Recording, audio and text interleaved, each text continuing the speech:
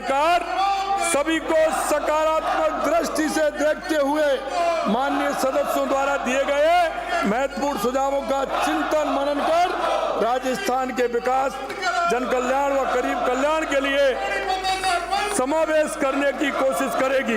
हमारी सरकार का मुख्य उद्देश्य जन कल्याण योजना का लाभ अंतिम पंक्ति पर खड़े व्यक्ति तक पहुंचाते हुए प्रदेश को खुशहाल व विकसित बनाने का है। हमारी सरकार गरीब, युवा, अन्नदाता के साथ वंचित वर्गों के उत्थान के लिए कृत संकल्प है। अध्यक्ष जी, मैं आपके माध्यम से निवेदन करना चाहता हूं, मुझे इस बात का बड़ा दुख हो रहा है कि एक मेरा जैसा व्यक्ति जो किसान व्यक्ति है, उस परिवार से आता है, लेकिन मुझे आज दुख के साथ कहना पड़ रहा है कि ऐसे व्यक्ति को जो एक किसान और मेरे जैसे परिवार में आता है, उसको नहीं बोलने के कारण, उनको मौका नहीं देने के कारण ये षड्यंत्र किया गया है। ये षड्यंत्र किया गया है क्योंकि पिछली बार जब हमने देखा था तो वो हमारे अच्छे बोले थे, लेकिन ये कांग्रेस की अंदरूनी लड़ाई है। ये अंदरूनी लड़ाई है। ये उस बेटे को जिसको मौका दिया है, राजस्थान के इतिहास में पहली बार एक ऐसे समुदाय से और एक किसान परिवार से आने वाले व्यक्ति को इस मौके से वंचित करने के लिए ये एक षड्यंत्र रचा गया है। एक षड्यंत्र रचा गया है। माननीय प्रधानमंत्री जी एवं माननीय केंद्रीय मंत्री महोदय का भी आभार व्यक्त करता हूं कि केंद्रीय बजट के लिए हमारे द्वारा प्रदेश के विकास के संबंध में उठाए गए प्रमुख प्रस्तावों को उनके द्वारा स्वीकार इसमें शामिल किया गया है। लक्ष्मण से आने वाले हमारे माननीय सदस्य माननीय राज्यपाल के अभिभाषण से संबंधित चर्चा में 3 फरवरी को बिना सोचे समझे बोलते हुए जैसा कि उनकी आदत है कह रहे थे कि केंद्र के बजट में राजस्थान का कोई नंबर नहीं आया, नाम नहीं आया। अरे माननीय सदस्य, मैं आपको ध्यान से सुनने की जो बीमारी है, क्योंकि आप ध्यान से सुनते नहीं हैं, मैं उनके साथ यही सभी माननीय सदस्यों को ध्यान दिलाना चाहता हूं कि प्रदेश के लिए अति महत्वपूर्ण इसलिए कि राजस्थान के लिए पानी की आवश्यकता है और इन्होंने जल जीवन मिशन में उनकी सरकार के समय में प्रदेश की दृष्टि से संपूर्ण देश में, पूरे देश में अंतिम पायदान पर खड़ी थी। राजस्थान अंतिम पायदान पर था क्योंकि इस सरकार के चलते प्रदेश की जनता के घर जल पाने के सपने से वंचित रह जाती, क्योंकि जैसा सब जानते हैं कि जेजेएम में भ्रष्टाचार के साथ साथ कार्य की गति भी धीमी थी और इनका कैसा उसमें काम था आप देख रहे हैं। इन्होंने जेजेएम में जिस तरह का घोटाला किया है वो आप सभी के सामने है। मैं 2025 जल मिशन समाप्ति पर लाखों घर इस योजना का लाभ लेने से चूक जाते।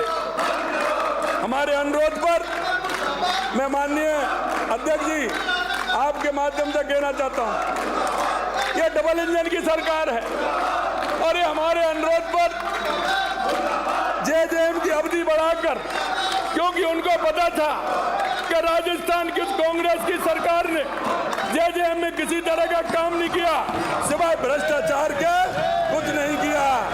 हमारी पहल पर 2028 तक बढ़ाने का काम हमारी केंद्र की सरकार ने किया है। हमारे नेता प्रतिपक्ष तो कई बार बड़ी संजीदगी से काम लेते हैं, लेकिन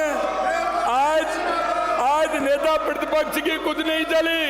आप नेता प्रतिपक्ष की कुछ नहीं चली, उनको वंचित किया।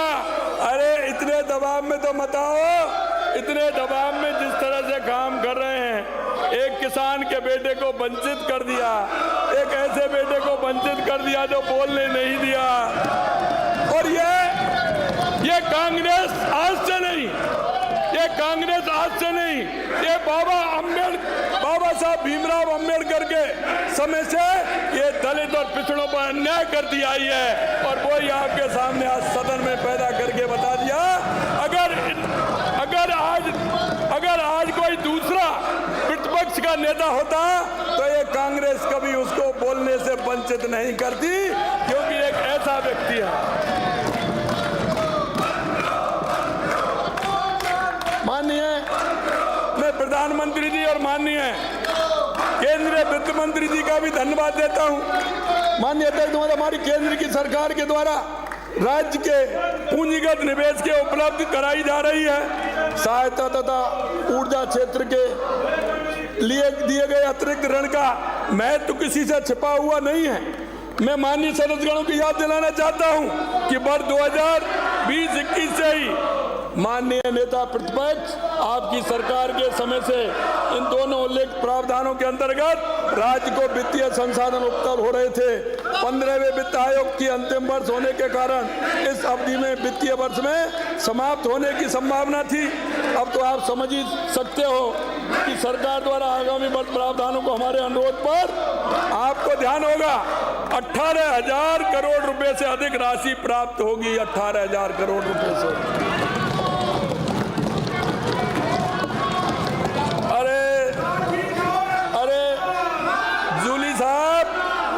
नेता प्रतिपक्ष जी, आप कहां डोटासरा जी के चक्कर में आ गए?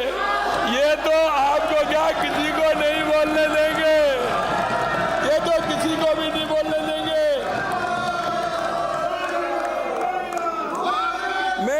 मैं तो ये कहना चाह रहा था कि डोटासरा जी, अगर आप डायरी पेन लेकर के बैठते हैं तो आपको मालूम पड़ता कि ये डबल इंजन की सरकार क्या होती है। मैं आपके माध्यम से यह भी नोट कराना चाहूंगा कि केंद्रीय करों में राज्य का हिस्सा राशि वो 75,156 करोड़ रुपए में 14% की बढ़ोतरी की गई है। 14% की वृद्धि और 2025-26 में 85,716 करोड़ रुपए आने वाले हैं। अरे अब तो मेज धबधबा दो, डोटासरा जी, अब तो मेज धबधबा दो। मैं आपकी बात को आगे बढ़ाऊं इससे पहले दुनिया के सबसे लोकप्रिय नेता प्रधानमंत्री नरेंद्र मोदी जी को भी इस सदन के माध्यम से कोट धन्यवाद देना चाहता हूं, जिन्होंने महाकुंभ के बसंती मौसम में अपने आम बजट 2025 में ऐतिहासिक घोषणा करके बसंती मौसम को और गुलाबी कर दिया है। आत्मनिर्भर भारत की ओर एक और मजबूत कदम बढ़ा दिया। वही दिन दूर नहीं कि हमारे देश की अर्थव्यवस्था दुनिया की तीसरी सबसे बड़ी अर्थव्यवस्था बनेगी। राजस्थान में भी मध्य वर्ग नौकरी पेशा लोगों जिनकी वार्षिक आय 12 लाख तक है। माननीय अध्यक्ष महोदय, देखिए राजस्थान में भी जिनकी 12 लाख तक की आमदनी है उनको भी आयकर नहीं देना होगा। कितना बड़ा फायदा हमारे देश के यशस्वी प्रधानमंत्री नरेंद्र मोदी जी ने किया है। नौकर पेशा मध्यम वर्ग की आमदनी की जेब में जब ज्यादा पैसा आएगा निश्चित तौर पर ज्यादा खर्च भी होगा। खर्च अगर राजस्थान की अर्थव्यवस्था पर होगा तो उसका फायदा राजस्थान की अर्थव्यवस्था पर आएगा। यह अप्रत्यक्ष प्रभाव से निश्चित तौर पर आपके सामने है। राजस्थान में धरती का सीना चीर के अन्न पैदा करने वाले 77 लाख से अधिक अन्नदाताओं किसानों के लिए केसीसी की सीमा बढ़ाना क्यों मैं कहना चाहता हूं। आज इनको पता था कि केंद्र की सरकार ने किसानों को बहुत बड़ा तोहफा दिया है। ये माननीय अध्यक्ष जी किसान विरोधी, मजदूर विरोधी, युवा विरोधी है। इन्होंने हमेशा इनके विरोध का काम किया है। ये कभी नहीं आ सकते। लेकिन मैं एक कहानी जरूर सुनाता हूं मैं आपको कि भगवान कृष्ण जब कालियाबन ने जब ये वो लिया था उन्होंने। कालियाबन जब था तो कालियाबन ने कहा था और उसने कहा कि भगवान मेरे को वरदान दीजिए कि ना मैं आदमी से मरूं, ना मैं किसी से मैं मरूं नहीं, मेरा के लिए वरदान दीजिए। भोलेनाथ ने उन्होंने वरदान दे दिया। अब मैं भी क्योंकि ब्रज से आता हूं तो मैंने देखा कि उनकी ये कहानी है, ये बड़ी विचित्र है। जब उन्होंने कहा तो मचकुंड भगवान को ये वरदान था कि वो सोएंगे लेकिन उनको कोई जगाएगा तो वो भस्म हो जाएगा। जब वो कालियाबन को भगवान कृष्ण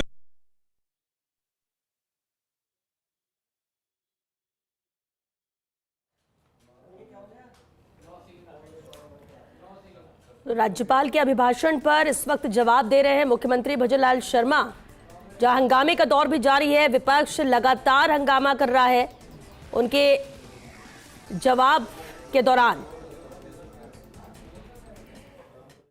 ये कांग्रेस भस्म होने वाली है, राजस्थान से नहीं पूरे देश से। इनका पाप का गला भर गया। ये कांग्रेस भस्म होने वाली है, ये कहीं चलने वाली नहीं है। पूरे देश से दिल्ली का परिणाम आएगा, देख लेना। कांग्रेस का जीरो से आगे बढ़ जाए तो देख लेना। और आपके यही कर्म इनको नीचे ले जाने का काम कर रहे हैं। साथ ही प्रदेश में 6 लाख गिग वर्कर्स जो लंबे समय से अपने आप में असहाय जिंदगी जी रहे थे, उन्हें पंजीकृत कर पीएम जन आरोग्य योजना से जोड़ना जैसी क्रांतिकारी निर्णय भी राजस्थान के बेरोजगारों को गिग वर्कर्स के रूप में काम कर रहा है। को सौगात देने के लिए आम बजट के लिए आपने बताना चाहता हूं। माननीय सदस्यों को जानकर प्रसन्नता होगी कि आमजन, कृषक तथा साथ ही निवेश एवं उद्यमियों को राहत देने की श्रृंखला में आज ही आरबीआई द्वारा 0.25 रेपो रेट में कमी की गई है। मैं हमारे शासन के आधार पर आपको अग्रणी राजस्थान संकल्प पत्र की उपलब्धियां की वानगी तो सदन के रूप में प्रस्तुत करूंगा, परंतु मैंने प्रतिपक्ष के नेता तथा विपक्ष अन्य सदस्यों को बड़े जोर शोर से हमारी कार्यप्रणाली की आलोचना करते हुए सुना है। मैं उन्हें याद दिलाना चाहता हूं कि हमारी सरकार के सफर में अभी मात्र 1 वर्ष हुआ है। ये तो 1 वर्ष का दर्द है अध्यक्ष जी, 1 वर्ष का दर्द है। 5 साल बाद सदन में नजर नहीं आएंगे। आज 4 साल पहले कह रहा हूँ, 4 साल पहले कह रहा हूँ, ये सदन में नजर नहीं आएंगे। इनकी संख्या बहुत कम होगी, नजर नहीं आएंगे 5 साल बाद। ये मैं आज दावे के साथ कह रहा हूँ। और मेरी बात को लिख लीजिए, धारीवाल जी आप भी लिख लीजिए, मेरी बात को लिख लीजिए। 4 साल बाद सदन में नजर नहीं आएंगे, ये लिख देता हूं।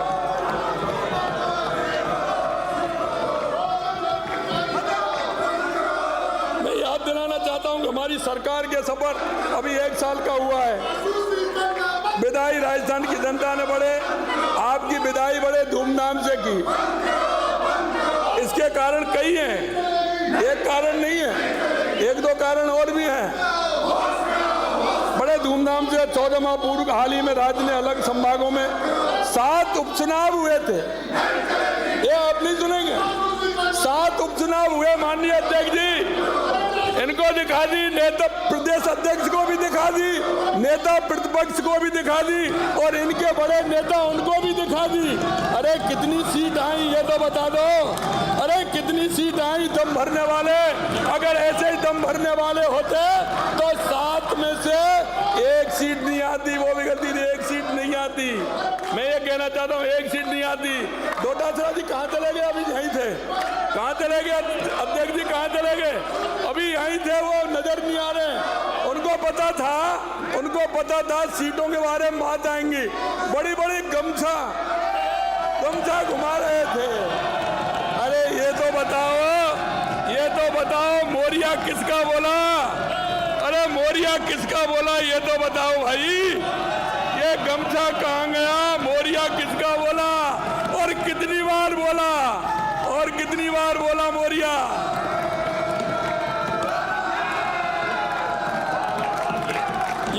ये राजस्थान की जनता ने, ये राजस्थान की जनता ने आपको आईना दिखाया है। ये पूरा आईना है, क्योंकि माननीय अध्यक्ष जी, ये एक जिले का चुनाव नहीं था, ये एक जिले का चुनाव, ये 6 संभागों का चुनाव था, 5 संभागों का एक अलग अलग संभागों का चुनाव था। ये राजस्थान की जनता ने इनको आईना दिखा दिया। अगर इनको मंथन करने की आवश्यकता है, इनको मंथन करने की आवश्यकता है तो इस बात पर है, लेकिन आज वो सुनना नहीं चाहते, क्योंकि माननीय प्रदेश अध्यक्ष कांग्रेस को सुनना पड़ता, इसलिए जूली जी को भी साइडलाइन कर दिया, जूली जी को साइडलाइन कर दिया। मैं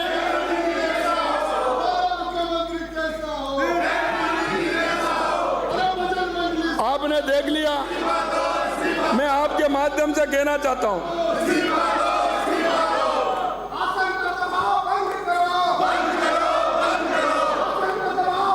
तुम्हारे मैं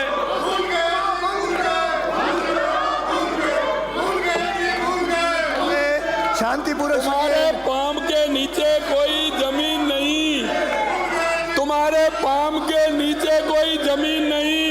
कमाल ये है कि फिर भी तुम्हें यकीन नहीं, तुम्हारे पांव के नीचे कोई जमीन नहीं।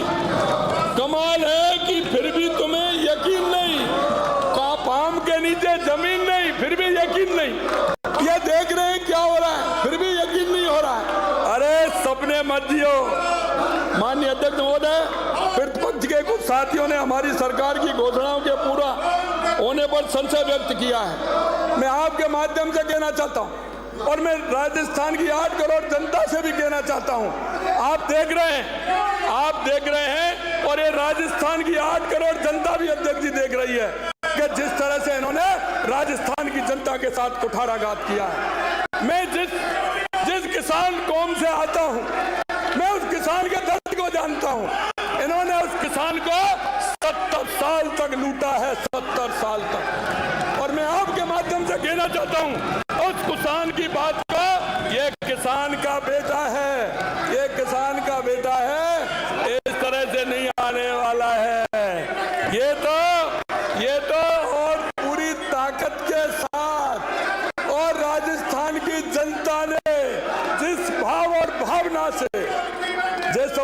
भावना से राजस्थान की जनता ने इस किसान के बेटे को किया है, मैं राजस्थान की 8 करोड़ जनता की बात को पूरा करके रहूंगा, पूरा करके रहूंगा।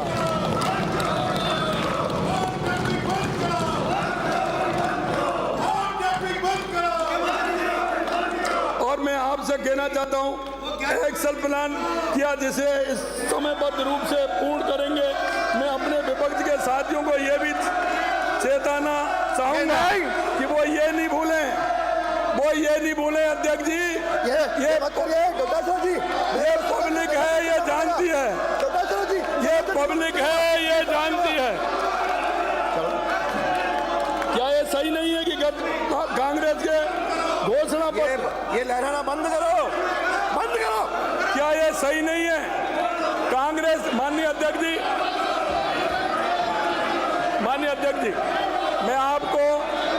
मैं आपसे निवेदन करना चाहता हूं, माननीय अध्यक्ष जी, जिस तरह से कांग्रेस के घोषणा पत्र पृष्ठ 3 पर इनके सबसे बड़े नेता राहुल गांधी ने किसानों से 10 दिन में संपूर्ण कर्जा माफी की बात की थी। जब इनका नेता ही झूठ बोलता है, तो ये झूठ तो बोलेंगे ही, ये तो झूठ बोलेंगे ही। राजस्थान के इतिहास में पहली बार आपके शासन में किसान कर्ज माफी वादे ठगे, दर्जनों किसानों ने आत्महत्या के लिए मजबूर हो गए। आपने धरती पुत्र किसान के साथ केवल वादा खिलाफी की। यह सिद्ध हो गया कि आपकी सरकार घोर किसान विरोधी है। ये किसानों की बात सुनना नहीं चाहते, ये घोर विरोधी है किसानों के, और इसके माध्यम से राजस्थान के मेरे किसान भाई देख रहे हैं, आने वाले समय में जवाब भी देंगे, आने वाले समय में जवाब भी देंगे। आपके अग्रणी राजस्थान संकल्प पत्र 2023 हमने किसान सम्मान निधि की राशि को दोगुना करने का वायदा किया था। हमने दोगुना करने का वायदा किया है किसानों से, और हमने पहली साल में 6,000 रुपए से बढ़ाकर 8,000 रुपए हमारी सरकार ने किए। हम घोषणा नहीं, हम जो कहते हैं घोषणा नहीं करते, हम जो कहते हैं वो करके दिखाते हैं। गत सरकार ने सोचा कि खुल जा सिम सिम कहने के विकास, आप तो कहते थे कि आपके नेता जादूगर हैं। मैं कहना चाहता हूं जादूगर जी, जब आप जादूगर हैं, जबकि हम सब जानते हैं कि बिना गीतों के घुंघरी नहीं मिलती। ये बिना गीतों के घुंघरी लेना चाहते हैं, बिना गीतों के घुंघरी नहीं मिलेगी। घुंघरी तो गीत गाने से ही मिलेगी। राजस्थान की जनता कुछ देने वाली नहीं है।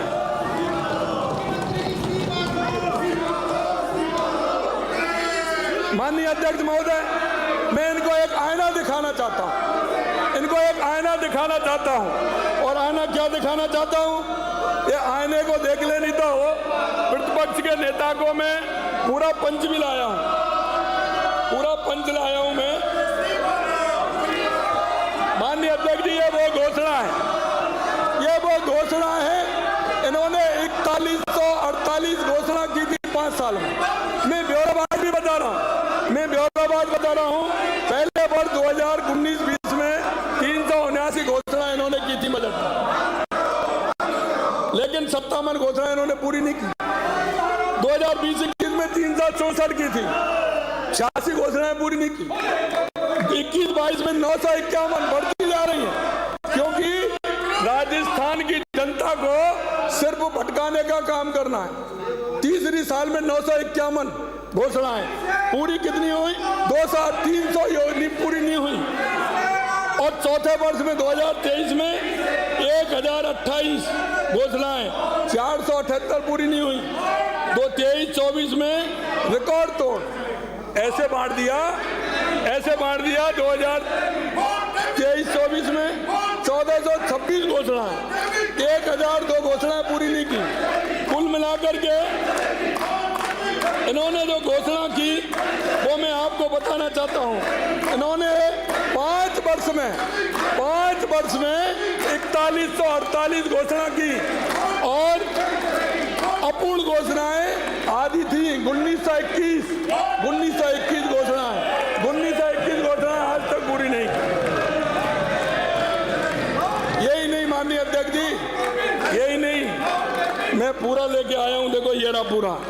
मैं तो लाया था कि प्रतिपक्ष के नेता को, अरे मैं ब्रज भूमि से आता हूं भैया, ये तुम्हारे जयकारों से मेरे पर कोई फर्क पड़ने वाला नहीं है।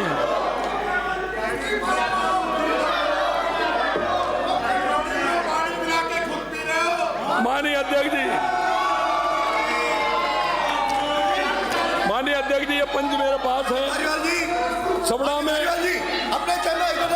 में 1320 मेगावाट कालीसिंध, 800 मेगावाट बाड़मेर में 1100 मेगावाट बिजली उत्पादन के प्लांट की कागजी घोषणा की गई। 71 औद्योगिक क्षेत्र स्थापना का कार्य प्रारंभ ही नहीं हुआ। बाड़मेर और झुंझुनू जिले में 4765 करोड़ रुपए, संभाग के जिलों हेतु 4674 करोड़ रुपए, परमन पेयजल योजना के लिए 3532 करोड़ रुपए, आदि सिंचाई परियोजना। हवाई घोषणा दी, हवाई एक भी धरातल पर नहीं आई। माननीय अध्यक्ष जी, 8,000 आंगनबाड़ी केंद्रों खोलना, 5 लाख भूमिहीन किसानों को अनुदान राशि देना, योगजन महाविद्यालय बनाना जैसी 50,000 करोड़ रुपए की, माननीय अध्यक्ष जी 50,000 करोड़ रुपए की घोषणा मान्य रखती है। पूरी कितनी की ये देखना पड़ेगा। माननीय अध्यक्ष महोदय, किसी बच्चे को भी समझ आ जाएगी कि सरकार ने 2 वर्ष के मात्र 350 घोषणाएं की, और लास्ट के समय में 1,500 और 1,200 घोषणा की। 1,200 और 1,500, अरे करनी नहीं थी, इसलिए घोषणा की। इनको करना ही नहीं था, इसलिए घोषणा की। मैं माननीय कोटा उत्तर से आने वाले विधायक जी से कहना चाहता हूं, इन्होंने क्या वैसे ईश्वर की कृपा है, ये गए या इन्होंने वो तस्वीर यहीं से देखी, मुझे पता नहीं है। वो तस्वीर इन्होंने यहाँ से देखी या गए। इन्होंने कहा कि महाकुंभ मंडपम के आगे एक बोर्ड लगा है और उस बोर्ड में लिखा है कि 50 से 55% तक 50 से 55% तक घोषणा है। इन्होंने कहा हमने तो सुनी नहीं है, हमने तो सुनी नहीं। लेकिन मैं एक बात कहना चाहता हूं कि आंख का चश्मा दिया जा सकता है, आंख का चश्मा दिया जा सकता है, दृष्टि नहीं दी जा सकती, दृष्टि नहीं दी जा सकती। आंख का चश्मा दे सकते हैं लेकिन दृष्टि नहीं दी जा सकती। मानिए देखना, ये ऐसे लोगों का सत्य के दर्शन कराने के लिए भला क्या किया जा सकता है, इनको पता है। माननीय अध्यक्ष महोदय, आपके माध्यम से माननीय सदस्यों को अवगत कराना चाहूंगा कि हमारी सरकार काउंट और मॉडिफाइड बजट में कुल 1272 बजट घोषणा हमने की है। हमने बजट में 1272 घोषणा की है, जिसमें 270 में, और हमारा बजट माननीय अध्यक्ष जी जुलाई के महीने में आया था, हमारा जुलाई के महीने में बजट आया था। हमने 1272 घोषणा की थी, लेकिन उनमें से 270 में पूर्ण हो चुकी। 448 बजट घोषणाओं के संबंध में प्रशासनिक व वित्तीय स्वीकृतियां जारी ही नहीं हुई, बल्कि काम की प्रगति है। 488 पर काम की प्रगति चल रही है। अब इस दोनों को मिलाकर के माननीय धारीवाल जी, उन दोनों को मिलाकर के देख लें कि कितना बजट हमने किया है, कितना नहीं किया है। क्योंकि इसमें एक मेरे को बड़ा एक याद आ रहा है, थोता चना, थोता चना, थोता चना। हाँ,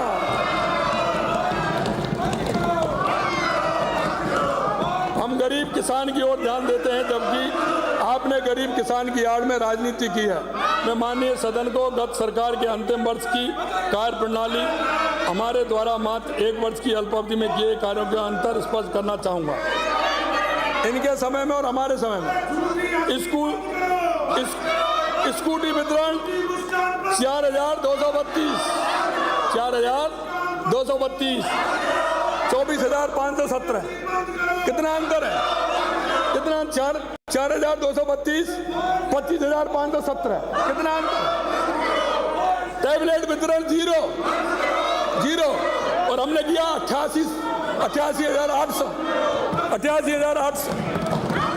सोलर पंप की स्थापना 1,200, इन्होंने किया 1,200, हमने कहा 28,884। कितना अंतर है? नहरी तंत्र के माध्यम से सिंचाई सुविधा हेक्टर में 12,492 की थी, हमने 22,648 की। 2 सालों में सहायता 733 करोड़ रुपए दिए, हमने 1148 करोड़ रुपए हमने दिए। गेहूं की खरीद में मैट्रिक टन हमने जो दिया 4,38,000, 12,05,000 हमने दिया। मातृबंधन योजना 1,94,000, 4,46,000, 4,46,000। विकास कार्यों के संबंध में तो गत सरकार ने कुछ खास करके दिखाया नहीं। हाँ, कुछ मामलों में उन्होंने राजस्थान को नंबर बनाया, नंबर बंद कराने का काम इन्होंने किया है। महिलाओं से दुष्कर्म में नंबर 1, महिलाओं पर अत्याचार नंबर 1, भ्रष्टाचार में नंबर 1, सांप्रदायिक दंगों में नंबर 1, बेरोजगारी से आत्महत्या करने में नंबर 1, पेट्रोल डीजल की कीमत में नंबर 1 और महंगाई में नंबर 1, बिजली की कीमतों में नंबर 1, कुछ मामले में नंबर 2 भी रहे। इंटरनेट बंद करने में नंबर 2 रहेंगे, इंटरनेट करने में नंबर 2 रहेंगे। इसके बाद ये किसे नहीं स्पष्ट होता कि इन लोगों ने जनता से सीधी जुड़ी योजनाओं की घोषणा में केवल ढोल पीटे, हकीकत में आम जन की भावनाओं के खिलवाड़ किया। इस संबंध में कबीरदास का एक दोहा याद आता है मुझे, क्योंकि ये वो लोग हैं, किसान का बेटा हूँ, ये तो वो लोग हैं, पसीना तो मेरी जीवन की, मेरे जीवन का स्वरूप है पसीना, और ये पसीना मेरा आधार है, ये मेरे जीवन का सोपान है पसीना, और यही मेरा आधार है। आपकी तरह होटलों में नहीं रुका, होटलों में नहीं रुका, आपकी तरह एक साल तक होटलों में नहीं रुका, होटलों में नहीं रुका। ये पसीना किसान का बेटा, जो क्या जाने पीर पराई जिसकी नहीं फटी विवाही, ये किसान का बेटा है। पसीना मेरा सोपान है, सोपान। देखिए माननीय अध्यक्ष जी, मैं आज भी कहना चाहता हूं, क्योंकि मैं उस गरीब की भाव और भावना को जानता हूं। कबीर जी का एक दुआ है, दुर्लभ को न सताइए, दुर्लभ को न सताइए जाकी मोटी हाय, दुर्लभ को न सताइए जाकी मोटी हाय, मरी खाल की सांस से लोह भस्म हो जाए, लोह भस्म हो जाए। ये भस्म होने वाले हैं। और मैं एक बात और बताना चाहता हूं, कभी कभी मेरे ये भाई कहते हैं, कभी मेरे भाई कहते हैं, ये भाई मेरे ये कहते हैं कि मुख्यमंत्री बड़ा भोला है, सीधा है। अरे मैं कहना चाहता हूं मेरे भाइयों,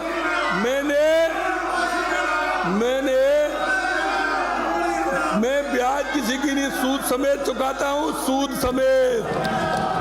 ये गलतफहमी निकाल देना, मैं सूद समेत चुकता करता हूं, आज तक किसी का नहीं रखा, चिंता मत करिए, सूद समेत चुकाता हूं। और आगे आगे देखते जाइए होता है क्या।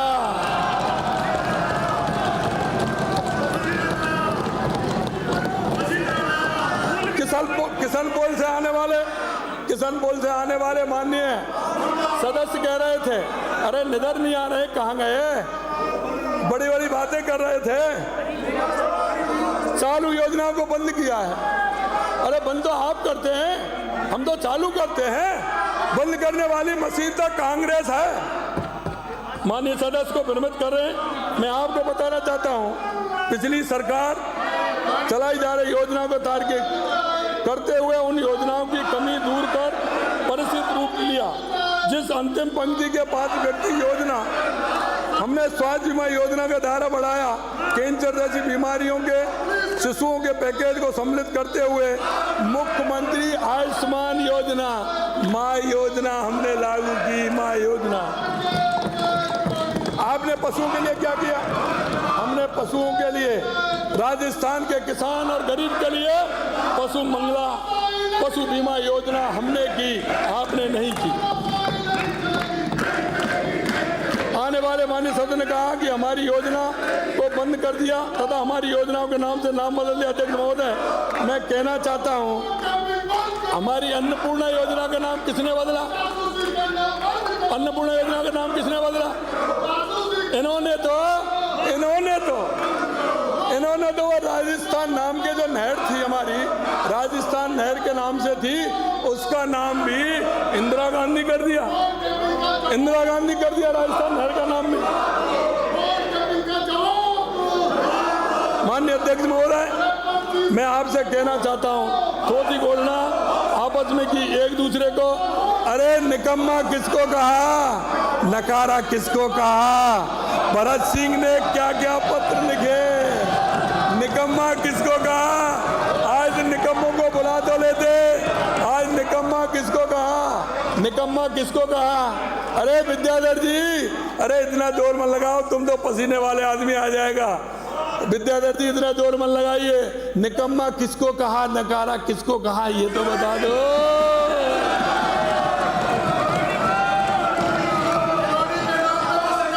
श्री रामधारी सिंह दिनकर की कालजयी कीर्ति रश्मि रथी की कुछ मैं आपको कहना चाहता हूं,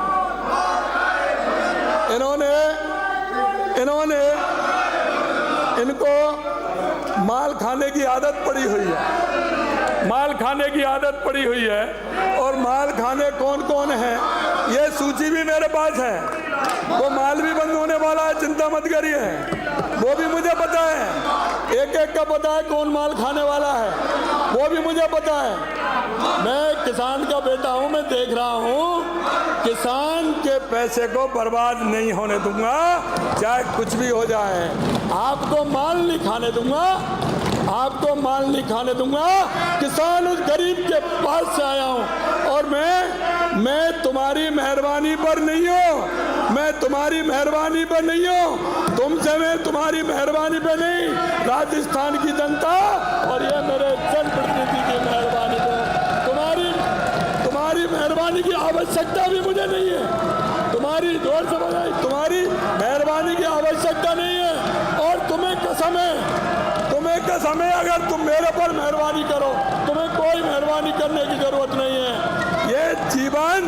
ये जीवन ऐसे नहीं दिया जाता, जीवन दिया जाता है ताकत के साथ, जीवन दिया जाता है।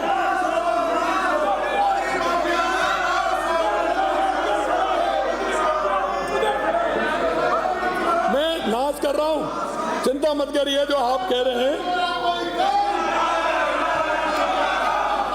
आप चिंता मत करिए, मैं अकेला, आप मेरे से किसी कीमत पर जीत नहीं पाओगे, क्योंकि मेरे साथ वो मुरलीधर है, वो बंसी वाले ब्रज से आता हूँ। आप इन सारी चीजों को छोड़ दीजिए, आप परेशान हो जाओगे। घर में जब जाओगे तो बच्चे कहेंगे तुम्हारी क्या हो गया। मेरी तो आदत है, मेरे कुछ होने वाला नहीं है, मेरे कुछ होने वाला वसुधा का नेता कौन हुआ, वसुधा का नेता कौन हुआ, भूखंड विजेता कौन हुआ, अद्वितीय क्रेता कौन हुआ, नव धर्म प्रणेता कौन हुआ, जिसने कभी आराम किया, विघ्नों में रहकर नाम किया, विघ्नों में रहकर नाम किया। माननीय अध्यक्ष महोदय, इनकी आदत है प्रतिपक्ष के हमारे विघ्न डालते रहेंगे। हम बिना विचलित हुए किसान और 8 करोड़ जनता के लिए काम करते रहेंगे, काम करते रहेंगे। मैं एक बात और कहना चाहता हूं, माननीय अध्यक्ष महोदय, अरे भाई जब लाल कपड़ा दिखाते हैं तो किसको गुस्सा आता है? नंदी को आता है, नंदी। मैं आपको कहना चाहता हूं, मेरे कई साथी कह रहे थे आपने ERCP का नाम बदल दिया। अरे भाई मैंने कहा इसे बदल दिया, राजस्थान का राम, मध्य प्रदेश का मां, राम अपने आप हुआ है, राम जल सेतु लिंक है। मैंने क्या, ये तो ऊपर वाले ने बदल दिया। और आप प्रतिपक्ष के तो पूर्वी राजस्थान नहर ERCP की टिप्पणी के संबंध में सम्मान्य सदन को अवगत कराना चाहूंगा कि प्रतिपक्ष के माननीय सदस्य भूल रहे हैं कि आपने ERCP को आपकी कांग्रेस की सरकार यहाँ थी, मध्य प्रदेश में थी, आपने हटकाने लटकाने का काम किया।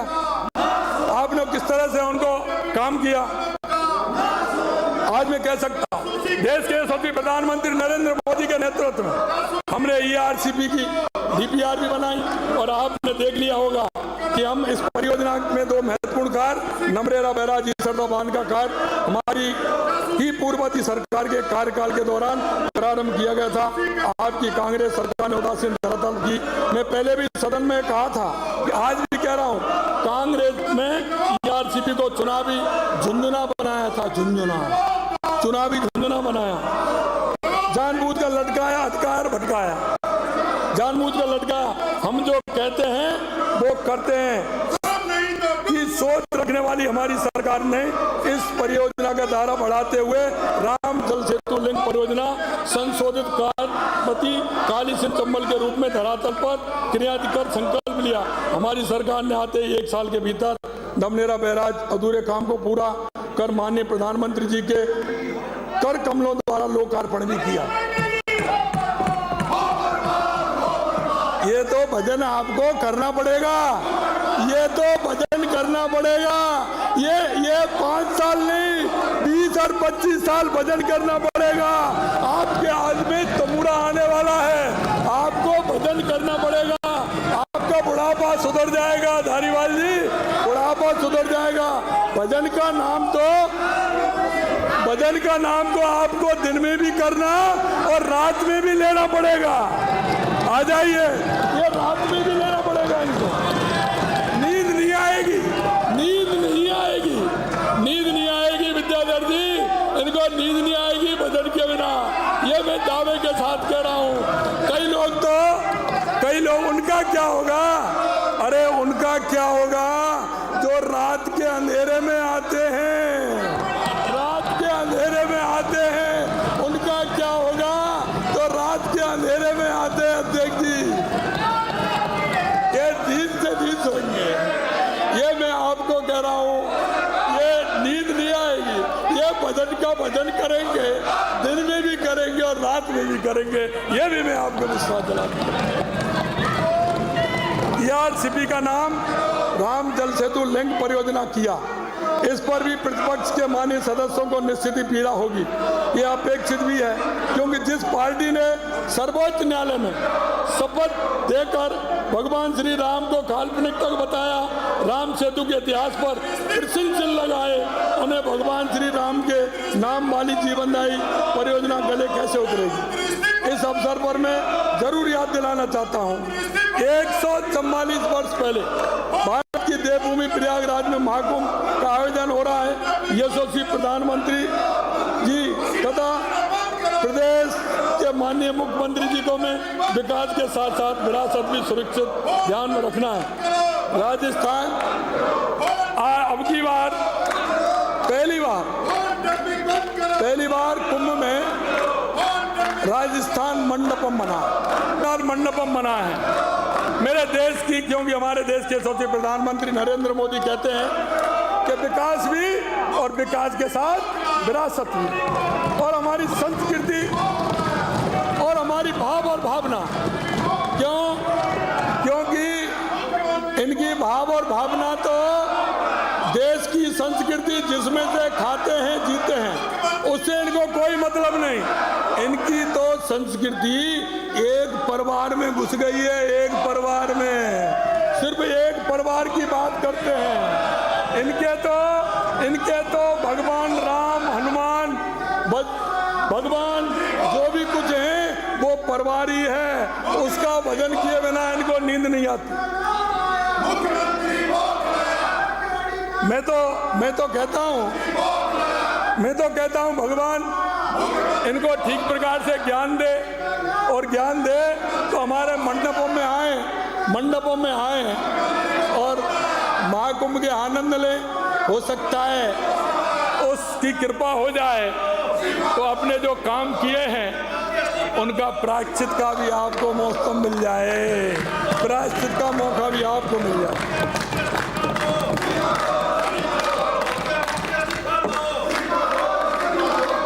इस योजना दिसंबर 2024 में प्रधानमंत्री जी की मौजूदगी में जयपुर में राम सेतु जल संकल्प कलश कार्यक्रम में MOA एक्सचेंज किया गया।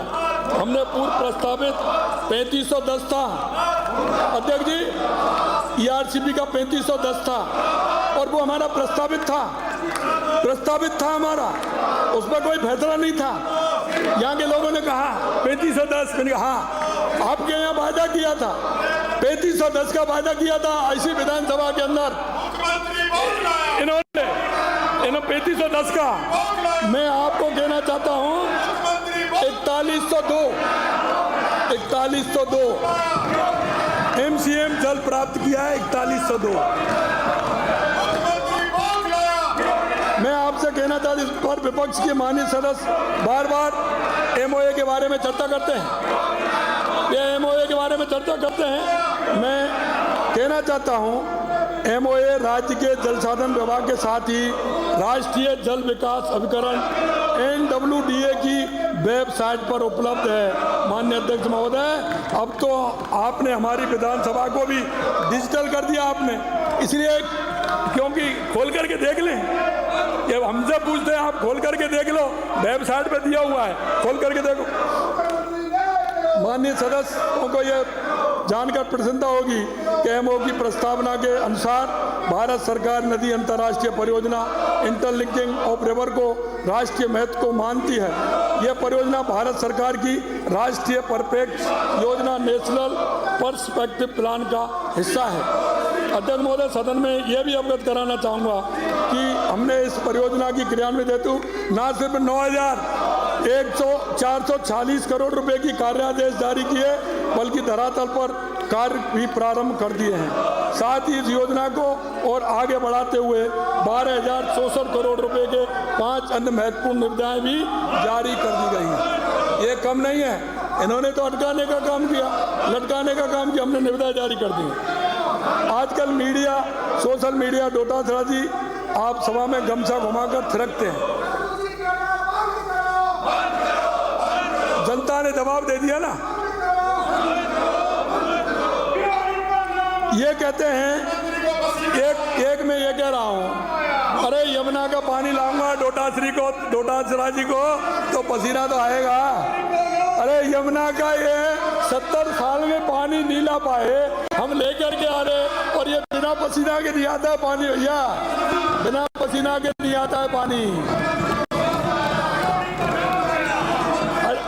आपने देखा होगा, हमारे डोटासरा जी हरियाणा में गए थे, लेकिन एक इनका भाग्य है, जहाँ ये जाते हैं, डोटासरा जी जहाँ जाते हैं, गमछा हिलाते हैं, हरवा के आ जाते हैं।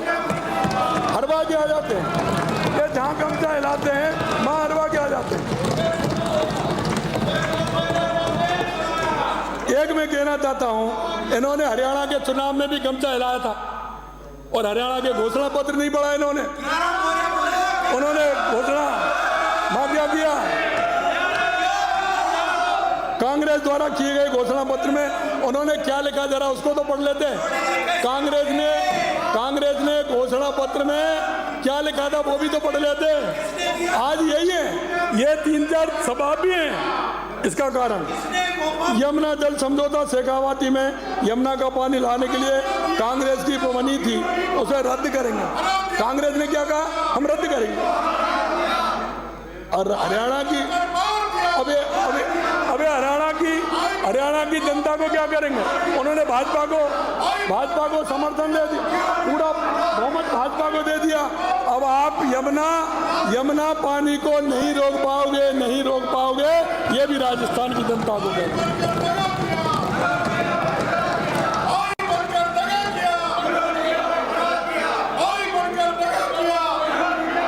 जरा ये राजस्थान की जनता को कांग्रेस के अध्यक्ष जरा ये तो बता दें कि हरियाणा के उस घोषणा पत्र के साथ थे या वो राजस्थान और शेखावाटी की जनता के साथ थे।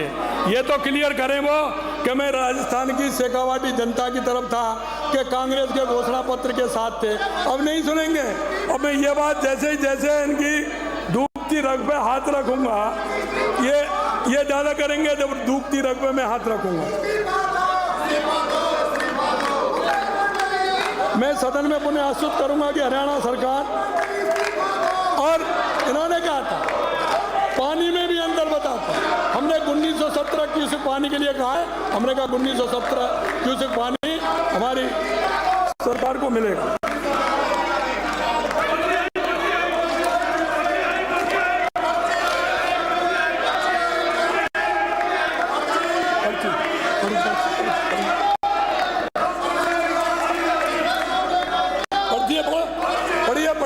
आपको पढ़ाने के लिए बुलाइए, मैंने आपको पढ़ाने के लिए बुलाइए जिससे आईना दिख जाए। आईना देखो, आईना इधर देखो, आईना देखो, आईना मिल जाएगा। चाहे आप कितने भी नाराज रहे, आपकी पार्टी कितनी भी रुकावट पैदा कर ले, हम चूरू, सीकर, झुंझुनू के प्यासे कंठों को पानी, 1,05,000 हेक्टेयर प्यासी धरती को प्यास बुझाने का काम करेंगे, प्यास बुझाने का काम।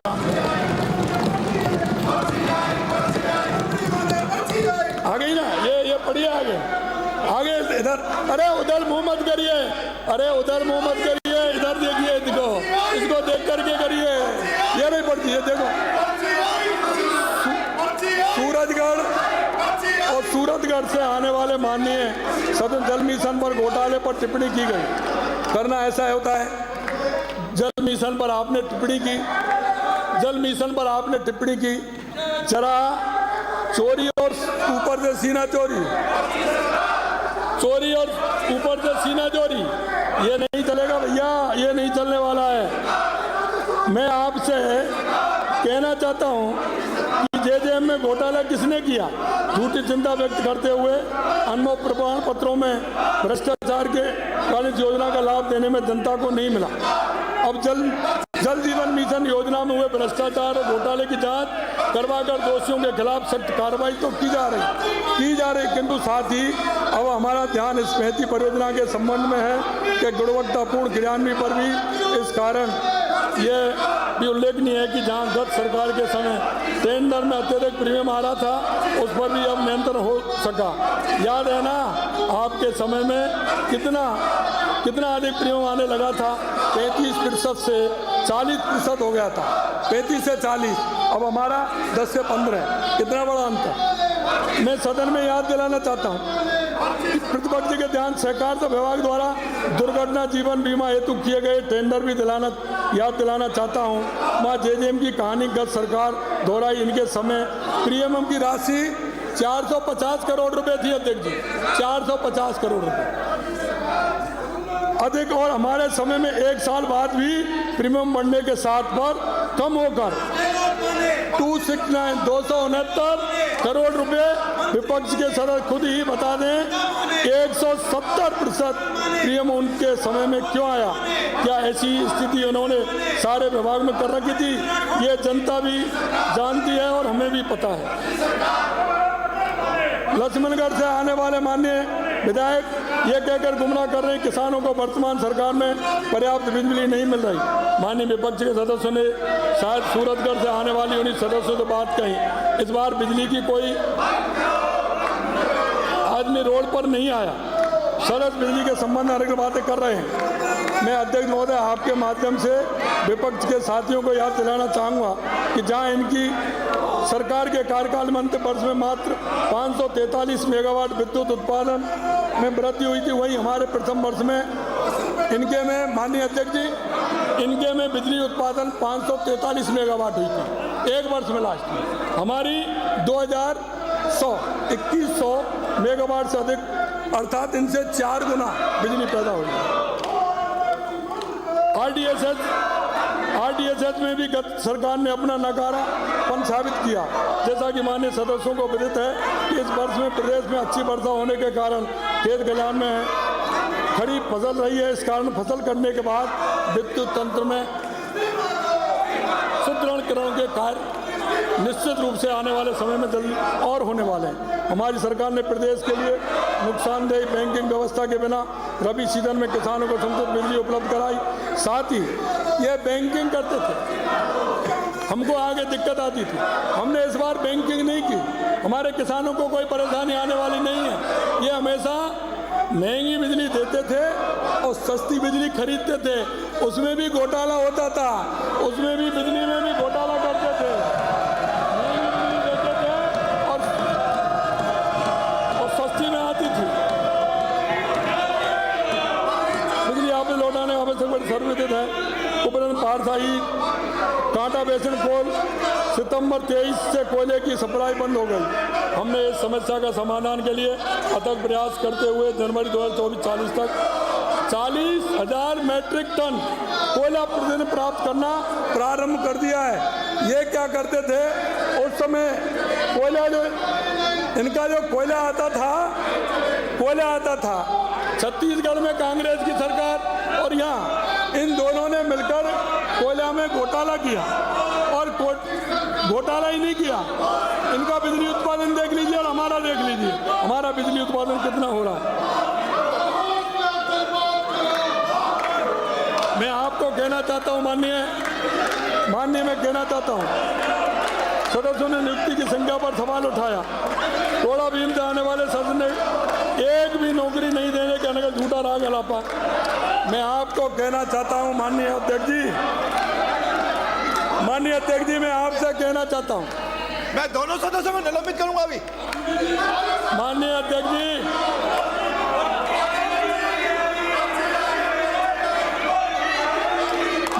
जी, मैं आपसे कहना चाहता हूँ, इन्होंने युवाओं की नौकरी के लिए कहा। हमने राजस्थान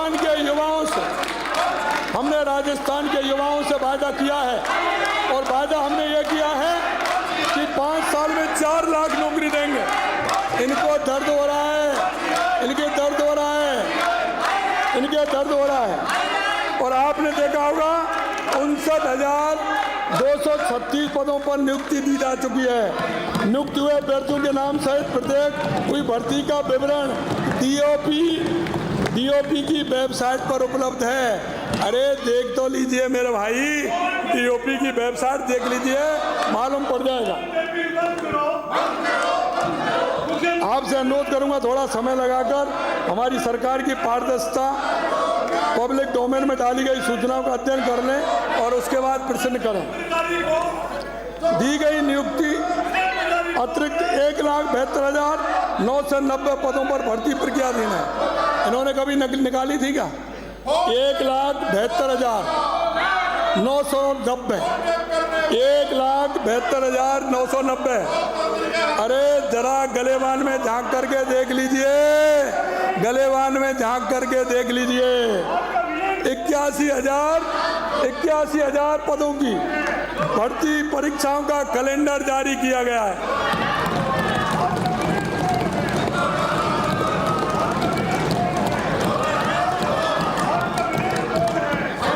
देखिए मेरे भाइयों, मैं आपसे एक बात कहना चाहता हूँ, यहाँ 4 बार 5 बार ज़्यादा भी हैं, मैं उनको भी नहीं, भैया रुकने का काम नहीं, ये किसान का बेटा है, इसको कोई फर्क नहीं पड़ता है। आप और जोर से करिए, उसमें मेरे को ज़्यादा आनंद आएगा। आप जोर से आने दो।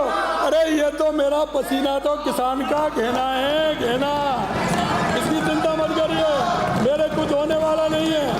हाँ, मैं एक बात कहना चाहता हूँ, आप 3 साल 4 साल और 5 साल से सदन में होंगे, 5 बार के सदस्य होंगे आप, लेकिन मैं एक बात कहना चाहता हूँ, हमारे वरिष्ठ नेता भी वहाँ बैठे हैं जो इस सदन में रहे हैं, लेकिन मुझे दुख इस बात का है, लेकिन मुझे डोटासरा जी,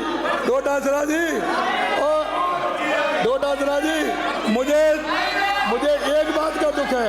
एक बात सुन लीजिए, एक बात सुनिए कि इस सदन में प्रतिपक्ष के नेता के रूप में मेरी है प्रतिपक्ष के नेता के रूप में भैरव सिंह शेखावत, परशुराम मदेरणा, गुलाब चंद कटारिया, वसुंधरा राजे, लक्ष्मण सिंह जी, राजेंद्र राठौर जी, राम नारायण चौधरी जी, हरदेव जोशी जी रहे हैं। ये ऐसा कभी नहीं हुआ कि आपको धोखे से प्रतिपक्ष के नेता को कभी बोलने नहीं दिया गया हो। ये पहली बार हुआ है। मुझे बहुत दुख है मुझे कि आप इनकी चाल में आ गए। मुझे बहुत दुख है जूली जी, मुझे बहुत दुख है, आप उनकी चाल में आ गए।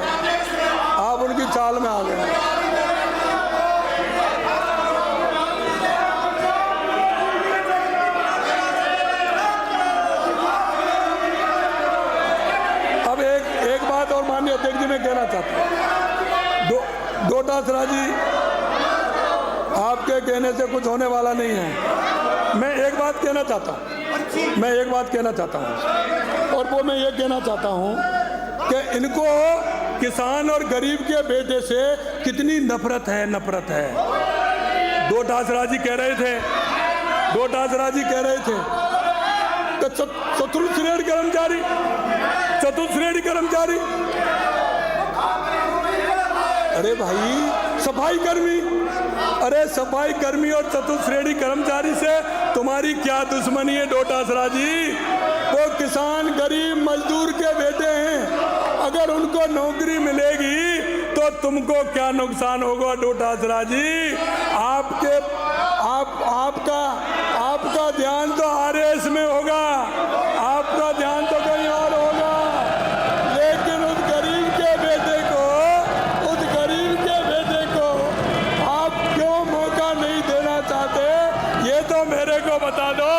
अरे वो चतुर्थ श्रेणी कर्मचारी, मैं एक बात और कहना चाहता हूं अध्यक्ष जी आपके माध्यम से, ये क्या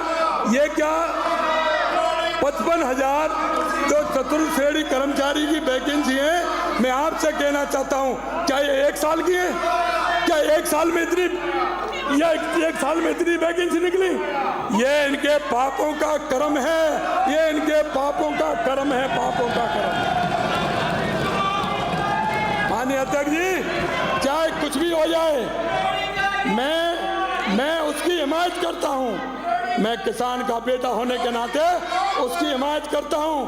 तुम कितना भी जोर लगा लीजिए, मैं किसान मजदूर के उस बेटे को हर कीमत पर राजस्थान की नौकरियां दूंगा। तुम पे कुछ होने वाला नहीं है, कुछ करने वाले नहीं है, एक नौकरी दूंगा उनको। आप राजस्थान की जनता को कितना ठगोगे? शर्म नहीं आती? आपने 70 साल में इस राजस्थान को बर्बाद करके रख दिया। आत्मा से कहता हूं, जिस गरीब की दुआ से आप आते हो, जरा लिहाज करो। ये 8 करोड़ जनता क्या देख रही है? तुम्हारे मन का ही है, कहाँ पता नहीं है? मन में ये नहीं आता है कि हम कहाँ से चुन करके आए हैं। मैं यही बात, कुछ नहीं होने वाला। ये किसान का बेटा है, कुछ नहीं होगा। अगर राजस्थान की जनता के लिए, अगर ये जान भी जाए तो परवाह नहीं है, परवाह नहीं है। राजस्थान की जनता के लिए ये जान जाए, कोई परवाह नहीं। मेरे किसान, मेरे मजदूर, गांव में रहने वाला, अरे डोटासरा जी, आज भी मुझे मेरे गांव का वो खेत, मेरे गांव की वो गली, मेरे गांव का वो कीचड़, मेरे गांव का गरीब और वो गाय और वो भैंस का गोबर आज भी मेरे जहन के अंदर है, आज भी मेरे जहन के अंदर है। मैं उसको नहीं भूल सकता, चाहे कुछ भी हो। और गांव के उस अंतिम पंक्ति में जो व्यक्ति खड़ा है, उसको नहीं भूलूंगा, चाहे आप कुछ भी करिए। मेरी हमदर्दी अगर किसी के प्रति है, क्योंकि मैं चुन करके आया हूं, मैं सरपंच से रह करके मैं यहाँ इस कुर्सी पर पहुंचा हूं। मेरे को एक एक रग का पता है, उसके दर्द को मैं जानता हूं। और मैं यही कहना चाहता हूं, किसी को गरीबी नहीं दिखाए, किसी को गरीबी नहीं दिखाए। गरीबी की बहुत बड़ी स्थिति होती है मेरे भाइयों। तुम सदस्य चुन करके आए हो, तुम राजस्थान की 8 करोड़ जनता के लिए आए हो, और तुम ये नाटक सिर्फ एक व्यक्ति को भाषण देने के कारण आपने ये नाटक किया। ये अच्छी बात नहीं है, अच्छी बात नहीं है। ये राजस्थान की जनता देख रही है, ये राजस्थान की जनता देख रही है। वे माफ करने वाली नहीं है। और लिख लो, मैं माननीय अध्यक्ष जी, मैं 4 साल पहले कह रहा हूं, और इसी कुर्सी से कह रहा हूं, इस सीट से 4 साल पहले कह रहा हूं, इनमें से चेहरा देख लीजिए, फोटो खिंचवा लीजिए। अगर इनमें से अगर 40% लोग भी आ जाएं, तो आप देख लेना 40%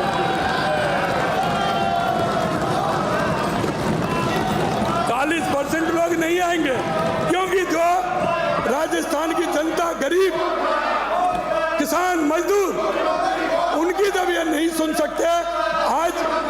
आज मैं कह सकता हूं कि मैंने पिछले बजट में राजस्थान की 200 विधानसभा के लिए पूरा बजट दिया था, और मैंने प्रतिपक्ष के नेता को बुला करके, आप पूछ लीजिए, प्रतिपक्ष के नेता को बुला करके मैंने कहा, ये शायद राजस्थान के इतिहास में पहली बार हुआ होगा।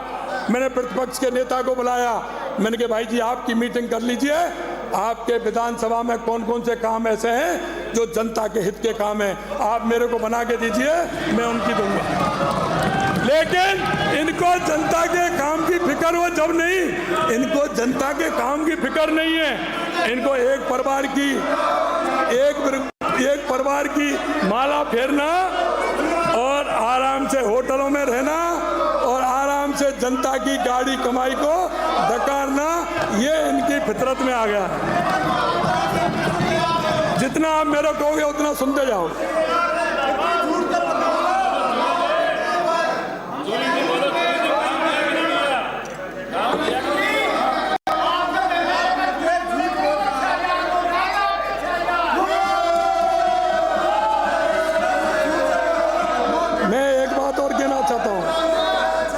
बात और कहना चाहता हूं अध्यक्ष जी, जब भर्तियों में शिक्षकों पर ध्यान नहीं दिया, लक्ष्मणगढ़ से आने वाले माननीय सदस्य ने यह भी कहा कि अब तक हुई भर्तियों में शिक्षकों पर ध्यान नहीं दिया।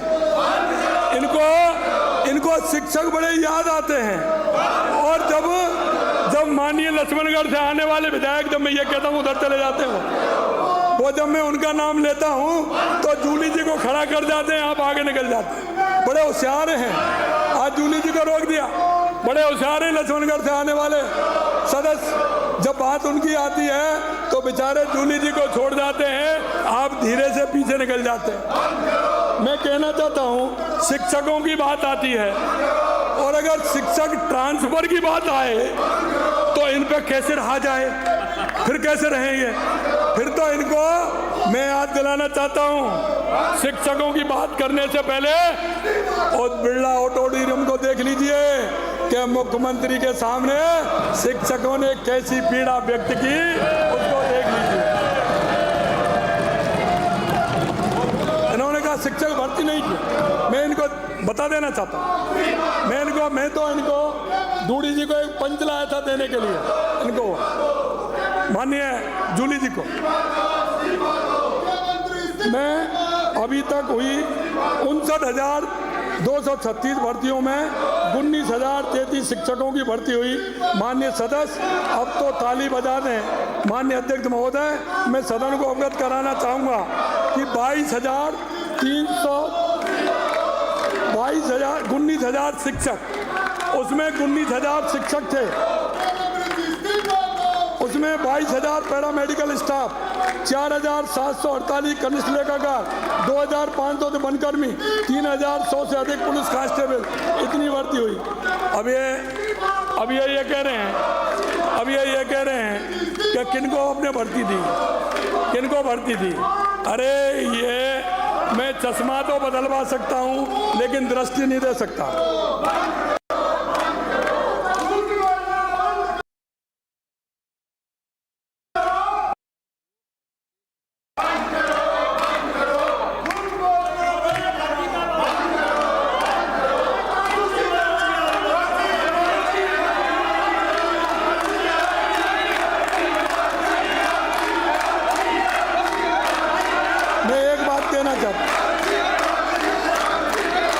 प्रदेश के में उपजे हताशा के माहौल को दूर करते हुए हमारी सरकार ने सुनिश्चित किया है कि भर्तियां नियमित रूप से निकालें, परीक्षाएं समय पर हों, सफल अभ्यर्थियों को शीघ्र नियुक्ति मिले। हमने भर्ती प्रक्रिया की पारदर्शिता और सुगमता से सुनिश्चित कर युवाओं में मन, विश्वास, आशा का संचार किया है। कई महत्वपूर्ण कदम हमने उठाए। माननीय अध्यक्ष जी, हमने कई महत्वपूर्ण कदम भी हमने उठाए, और वो कदम हमने इसलिए उठाए कि उनको ठीक प्रकार से हम कर सकें। वो इसलिए कहना चाहता हूँ कि इन्होंने कुछ नहीं किया, इन्होंने सिवाय लूट के दूसरा काम नहीं किया। कॉमन स्टेट सीईटी की मान्यता अवधि में वृद्धि कर 3 वर्ष हमने किया। परीक्षाओं में अभ्यर्थियों को सही पहचान सुनिश्चित करें, इसके लिए बायोमेट्रिक प्रणाली लागू की गई। साथ ही पात्रता के लिए रिक्तियों के 15 गुणे शर्त हटा करके कट ऑफ मार्क्स किया हमने, जिससे उनको बार बार पेपर नहीं देना पड़े, पेपर नहीं। एक इनके अब मैं दुख की रग पे आ रहा हूँ, क्योंकि उन्होंने किसान और राजस्थान के उन युवाओं के साथ जिस तरह का इन्होंने धोखा किया। अरे भाई, मैं एक बात कह रहा हूँ, ये कहते तो सचिन जी ने पूरा 4 साल निकाल दिए। भरत सिंह कुंदनपुर ने क्या कहा था ये ध्यान नहीं है। भरत सिंह कुंदनपुर जी ने क्या कहा था, हेमाराम जी ने क्या कहा था, ये सारी चीजें याद कर लो, आपकी सरकार पेपर लीक की सरगना सरकार है। माननीय अध्यक्ष जी, पेपर लीक की पूरे देश के अंदर सरगना सरकार थी राजस्थान। आप लोग पेपर लीक की बात करते हैं, ये तो और हमसे बात करते हैं। उल्टा चोर कोतवाल को डांट रहा है, अरे भाई, तुम्हारे जो कुकर्म थे, उन कुकर्म वालों को आपने कुछ नहीं किया। हमने तो उनको पकड़ा। आप किस मुंह से पेपर लीक की बात कर रहे हैं, जबकि आपके कार्यकाल के दौरान पेपर लीक माफिया सक्रिय रहा, जिसके कारण लाखों प्रतिभा युवाओं का भविष्य अंधकार में हो गया। अध्यक्ष महोदय, मैं आपके माध्यम से कहना चाहता हूं, पूरे 5 साल युवाओं में निराशा, असंतोष, हताशा का वातावरण रहा। इन्होंने उन युवाओं को उनको कितना परेशान किया था। हमारी सरकार ने निर्णय कर पेपर लीक मामले में SIT गठित की। इनको ये पता नहीं है कि हमने 15 दिसंबर को शपथ ली थी और 16 दिसंबर को हमने SIT गठित की, और SIT का रिजल्ट आया। SIT का 264 अपराधी बनने हैं, 264 बनने हैं, और अभी आने वाला है। चिंता मत करिए, मैं छोड़ने वाला नहीं हूँ, आने वाला है। और कई लोग आने वाले हैं, कई लोग आने वाले हैं, कई लोग आने वाले हैं। मैं तो क्लियर कर रहा हूँ कि आप फिर ये कहेंगे ये क्या हो गया। अरे चिंता मत करिए, भगवान कृष्ण की भूमि से आता हूँ, गिरी चिंता मत करिए, एक एक का चुकता होगा। जो भ्रष्टाचार में डूबे हैं बिल्कुल आएंगे, बिल्कुल आने वाले हैं। रात के अंधेरे में भी नहीं सुनने वाला हूँ मैं, रात के अंधेरे में भी सुनने वाला नहीं हूँ, इसलिए चिंता मत करिए।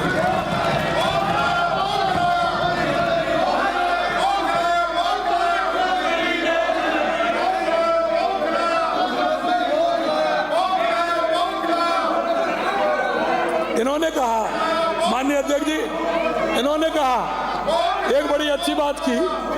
एक नाटक आता था पहले, एक टीवी में नाटक आता था, क्या नाम था, मुंगेरी, क्या आता था, मुंगेरी लाल के हसीन सपने। इन्होंने कहा कि जब हमारी सरकार आएगी, इन्होंने कहा जब हमारी सरकार आएगी, हमारी सरकार आएगी, तो इन्होंने कहा था, इन्होंने कहा खुशफहमी भी प्रकट की कि हम 4 साल बाद सत्ता में आएंगे। मुंगेरी लाल के सपने देखने वाले विपक्ष के माननीय सदस्य को पुराना शेर याद दिलाना चाहूंगा, जो स्वाधीन देशों के लिए भी कहा गया है। हमको मालूम है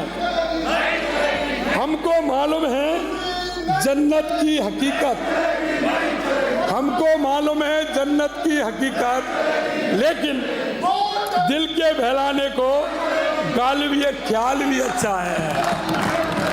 हमको मालूम है जन्नत की हकीकत, लेकिन दिल के बहलाने को गालिब ये ख्याल भी अच्छा है। मैं कहना चाहता हूं माननीय अध्यक्ष जी, ये 4 साल का, ये 20 साल में भी राज में आने वाले नहीं है, आने वाले नहीं।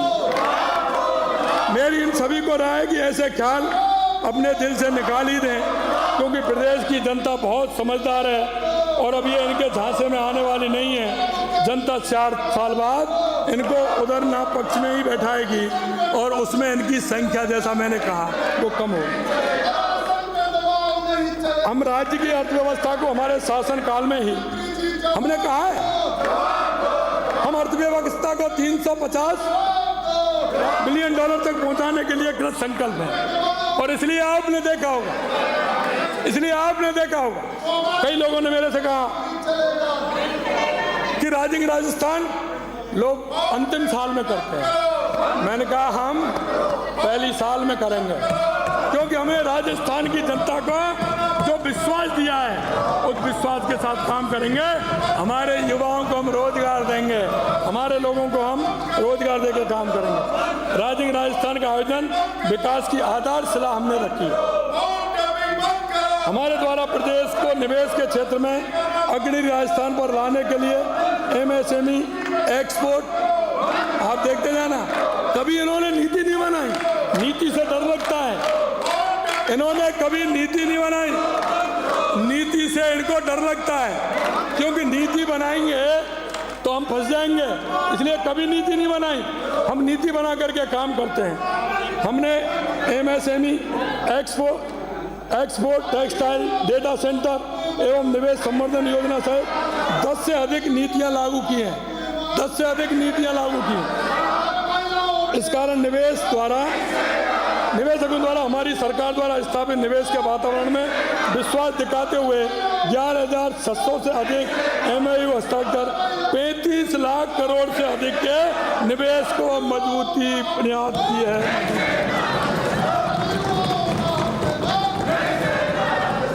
राजस्थान से प्रदेश की अर्थव्यवस्था में वृद्धि के साथ ही हमारे युवाओं को रोजगार के नवीन अवसर भी प्राप्त हो सकेंगे। प्रदेश के प्रत्येक जिले को भी आगे आने का अवसर व अपनी अलग ही पहचान मिल सके। इस दृष्टि से हमारे पंच गौरव अध्यक्ष जी, हर जिले में पंच गौरव, शायद इनकी कल्पना ही नहीं थी, शायद ये सोच ही नहीं सकते थे। ये सोच इसलिए नहीं सकते थे कि कभी भी इनके अंदर विकास की अवधारणा नहीं आती है, कभी विकास की अवधारणा इनके अंदर नहीं आती है। इनके अंदर योजना आती है लूटो खाओ योजना, लूटो खाओ योजना लाते हैं। मैं आपसे कहना चाहता हूं माननीय अध्यक्ष जी, हमने हर जिले में पंच गौरव की स्थापना की है। उस जिले में किस तरह से क्या क्या हमारे पंच गौरव में उसकी स्थापना के प्रस्तावों में शीघ्र ही धरातल पर ग्रहण की है। प्रथम समीक्षा में ही आपने देखा होगा, हमने राजस्थान में कहा कि हमारे राजस्थान के जो प्रवासी भाई हैं वो हमारे पूरे देश में भी हैं और दुनिया में भी, और उनका सहयोग हमें बहुत अच्छी तरह से मिलता है। मैं आपसे कहना चाहता हूं, हमने कहा 10 दिसंबर को प्रवासी भाइयों का हम हर 10 दिसंबर को हम सम्मेलन करेंगे, ये भी किया हमने। और हमने हमारे MOU धरातल पर उतरे, इसकी हर महीने समीक्षा होगी। हमने 1 महीने बाद दिसंबर में हुआ, जनवरी में हमने समीक्षा की 11 तारीख को हमारे 10,000 करोड़ रुपए से आगे जमीन पर भी आगे जमीन पर भी आने का काम हुआ।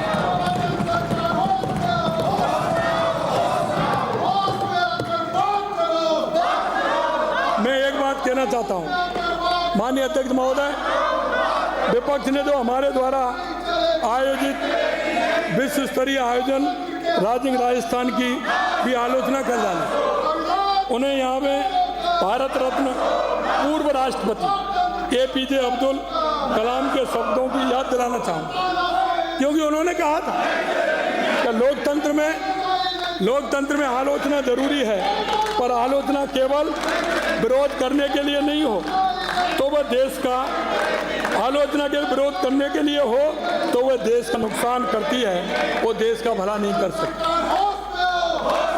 विपक्ष की इस आलोचना से विपक्ष की मंशा झलकती है कि आप राजस्थान के विकास से भी खुश नहीं हैं।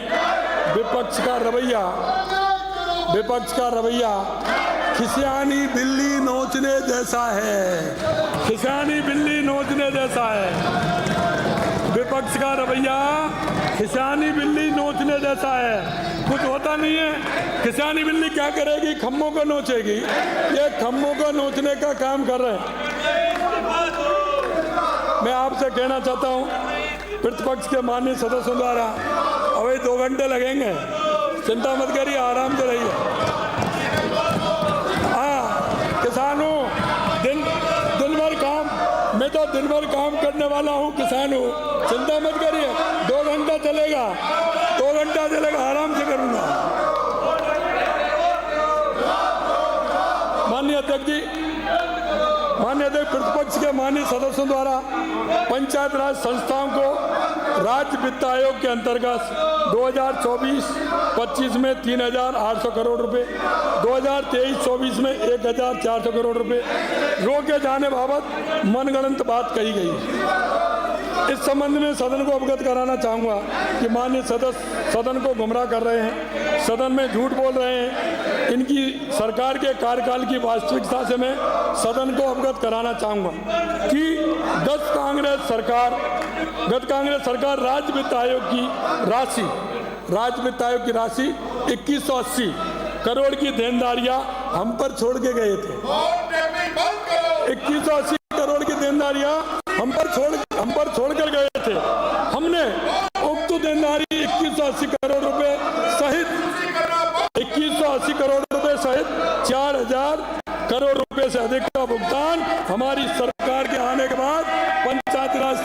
को जारी किया गया।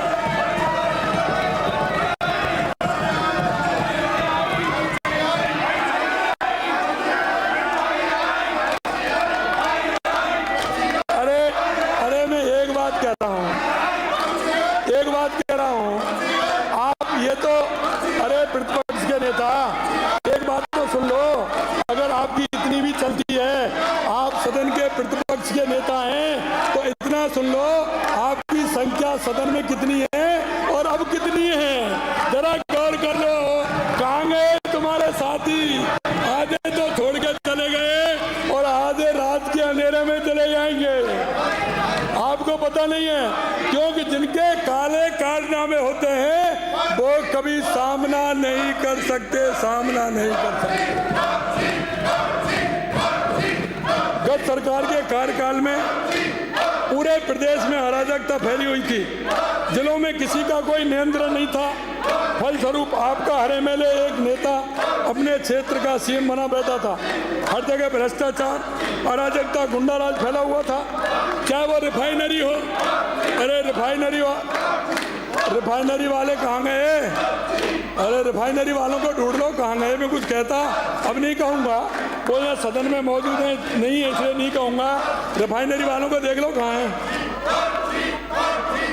निर्माण कार्यों में ठेके और जन योजनाओं में क्रियान्वित को हर जगह तथाकथित मिनी सीएम का बोलबाला था। आपकी सरकार 5 वर्ष तक अपनी इस कार्य प्रणाली के चलते रिफाइनरी का पूरा नहीं कर पाई। हमने आते ही इस काम को गति दी, इसमें आने वाली बाधाओं को दूर करने का काम किया। अभी कुछ समय पूर्व में स्वयं रिफाइनरी का मौका करके आया हूँ। मुझे पूर्ण विश्वास है कि हम रिफाइनरी को वर्ष 2025 में ही प्रारंभ करेंगे।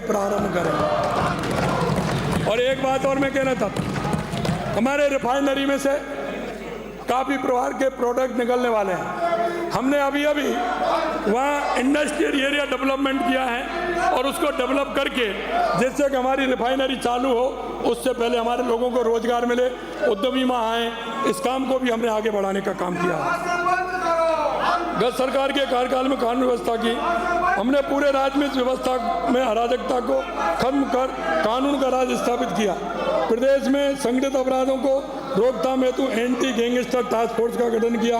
प्रदेश में बढ़ते हुए साइबर अपराधों को रोकने के लिए साइबर सुरक्षा रणनीति कर प्रभावी कार्रवाई शुरू कर दी है। मैं आपको एक बात और कहना चाहता हूँ, माननीय अध्यक्ष जी,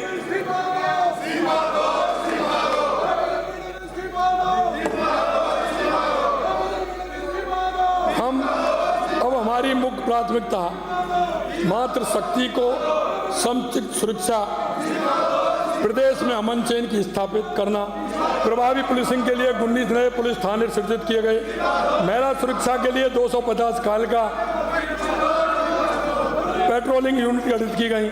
इस संबंध में उठाए गए कदम से राज्य में महिलाओं के विरुद्ध हो रहे अपराधों में प्रभावी कमी आई। बूंदी से आने वाले माननीय सदस्य ने महिलाओं पर अत्याचार बढ़ने की बात बोलकर सदन को गुमराह किया। माननीय अध्यक्ष, मैं आपके माध्यम से सदन को अवगत कराना चाहूँगा कि गत सरकार के अंतिम वर्ष, हमारी सरकार के प्रथम वर्ष में महिला अत्याचार के प्रकरणों की तुलना स्थिति इस प्रकार है। अब मैं आपको बताना चाहता हूँ, यह नेता प्रतिपक्ष ने भी कहा और बूंदी से आने वाले विधायक ने भी कहा, यह दुरुस्त हो जाए जरा मैं भी कह दूँ, क्योंकि ये जो बात रखते हैं तो हवा में रखते हैं। दुष्कर्म के साथ हत्या मामलों में 7.32 की कमी आई, प्रतिशत की कमी। दहेज मृत्यु के मामलों में 6.08 की कमी आई। दुष्कर्म बालिका के मामलों में प्रतिशत कमी 2.87 की आई। दहेज त्रुटि के मामलों में प्रतिशत कमी 22.84% की कमी आई। छेड़छाड़ के मामलों में 8.863 की कमी आई। इस प्रकार कुल महिला अत्याचार में मामले में 10.61% की कमी आई है। इनको आईना देखने का है, आपके उसमें क्या था। और कई सदस्य खड़े हैं, हमारे माननीय विपक्ष के वरिष्ठ माननीय सदस्य ने तो महिलाओं के साथ किस तरह की वार्ता की। सरकार के समय हमारे राज्यों को मर्दों का प्रदेश बता करके मर्दों का प्रदेश बता करके इनकी पूरी सरकार की मानसिकता और इनकी संबंधहीनता का परिचय दिया था।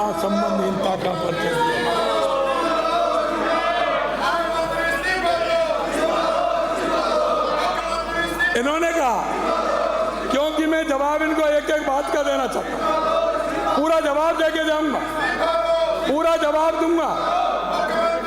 महात्मा गांधी अंग्रेजी माध्यम विद्यालय योजना, अंग्रेजी माध्यम के उच्च माध्यमिक विद्यालय विगत कांग्रेस सरकार द्वारा राष्ट्रपिता महात्मा गांधी के नाम से अंग्रेजी माध्यम के उच्च माध्यमिक विद्यालय खोलने के नाम पर विद्यार्थियों के साथ धोखा देने का काम किया। इन विद्यालयों में ना तो अंग्रेजी माध्यम के शिक्षक पदस्थापित किए गए और न ही विद्यालयों में मूलभूत संरचना का निर्माण किया गया।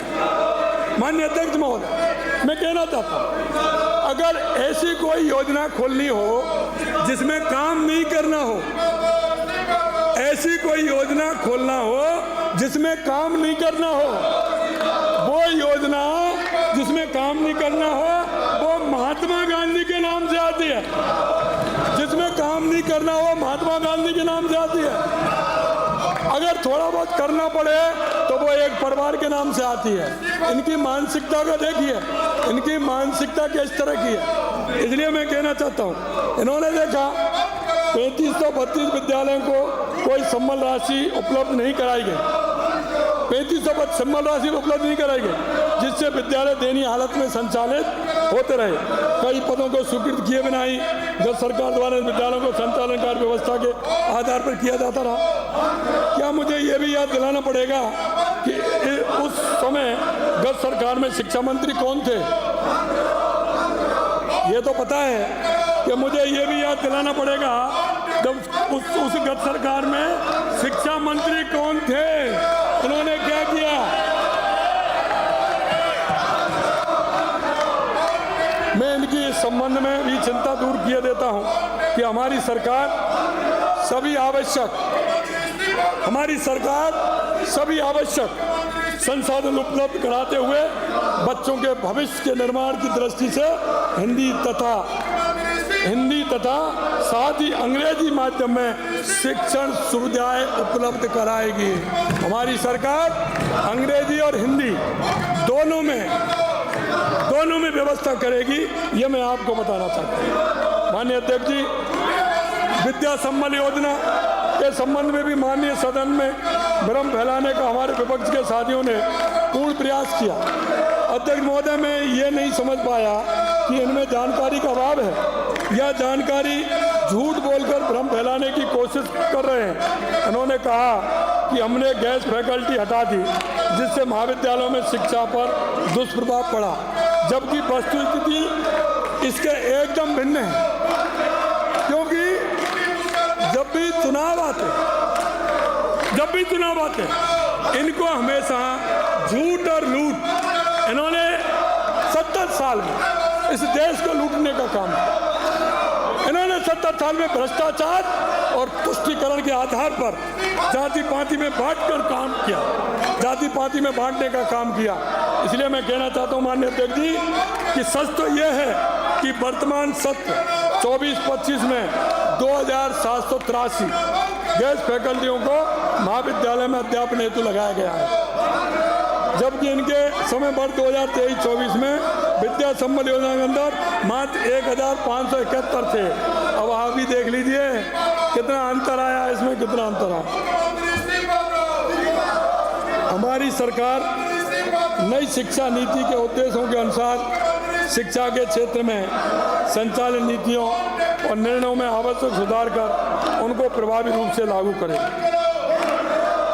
माननीय अध्यक्ष जी, मैं एक और निवेदन करना चाहता हूँ। जहाँ तक अवैध बजरी खनन का मामला है, ये भी आपके ध्यान में आया होगा। बजरी खनन, और जब मैं बजरी खनन का नाम लेता हूँ तो मेरे विपक्ष के नेताओं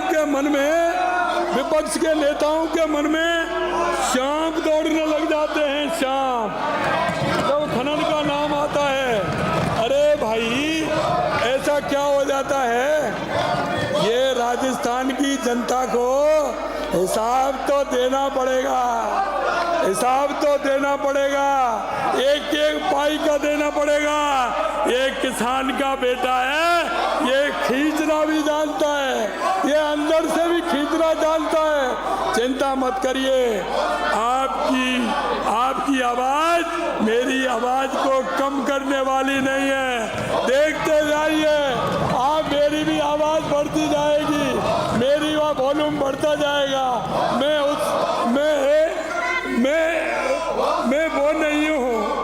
वो नहीं हूँ पहचानने में गलती कर रहे हो, मैं वो नहीं हूँ जो तुम जान रहे हो। मैंने कहा मैं ब्याज सहित देने वाले में हूँ। आप ये गलतफहमी भी निकल जाएगी कि मुख्यमंत्री कैसा है, आपको ये भी मालूम पड़ जाएगा।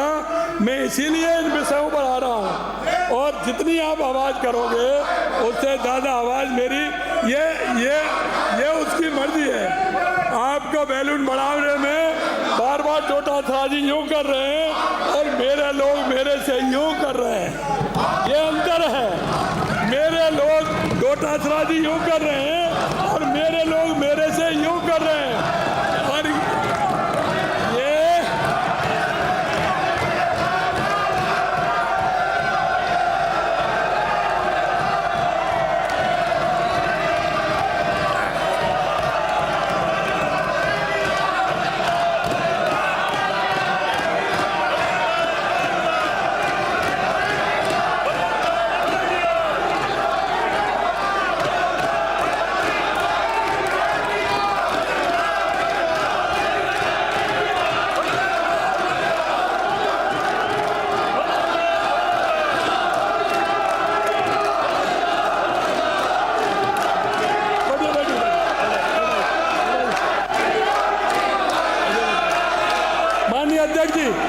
माननीय अध्यक्ष जी, ये बात मैंने इसलिए कही है, ये बात मैं इसलिए कहना चाहता हूँ, इनकी समझ में आ जानी चाहिए कि ये भजनलाल की आवाज़ नहीं है, ये 8 करोड़ जनता की आवाज़ है। 8 करोड़ जनता की, ये 8 करोड़ जनता की आवाज़ आप पर दबने वाली नहीं है। आप जितने जोर से सब बोलेंगे, शायद ईश्वर मेरे को इतनी ताकत देगा और आपके सुर से मेरा ज़्यादा ही रहेगा, कम रहने वाला नहीं है, कम रहने वाला।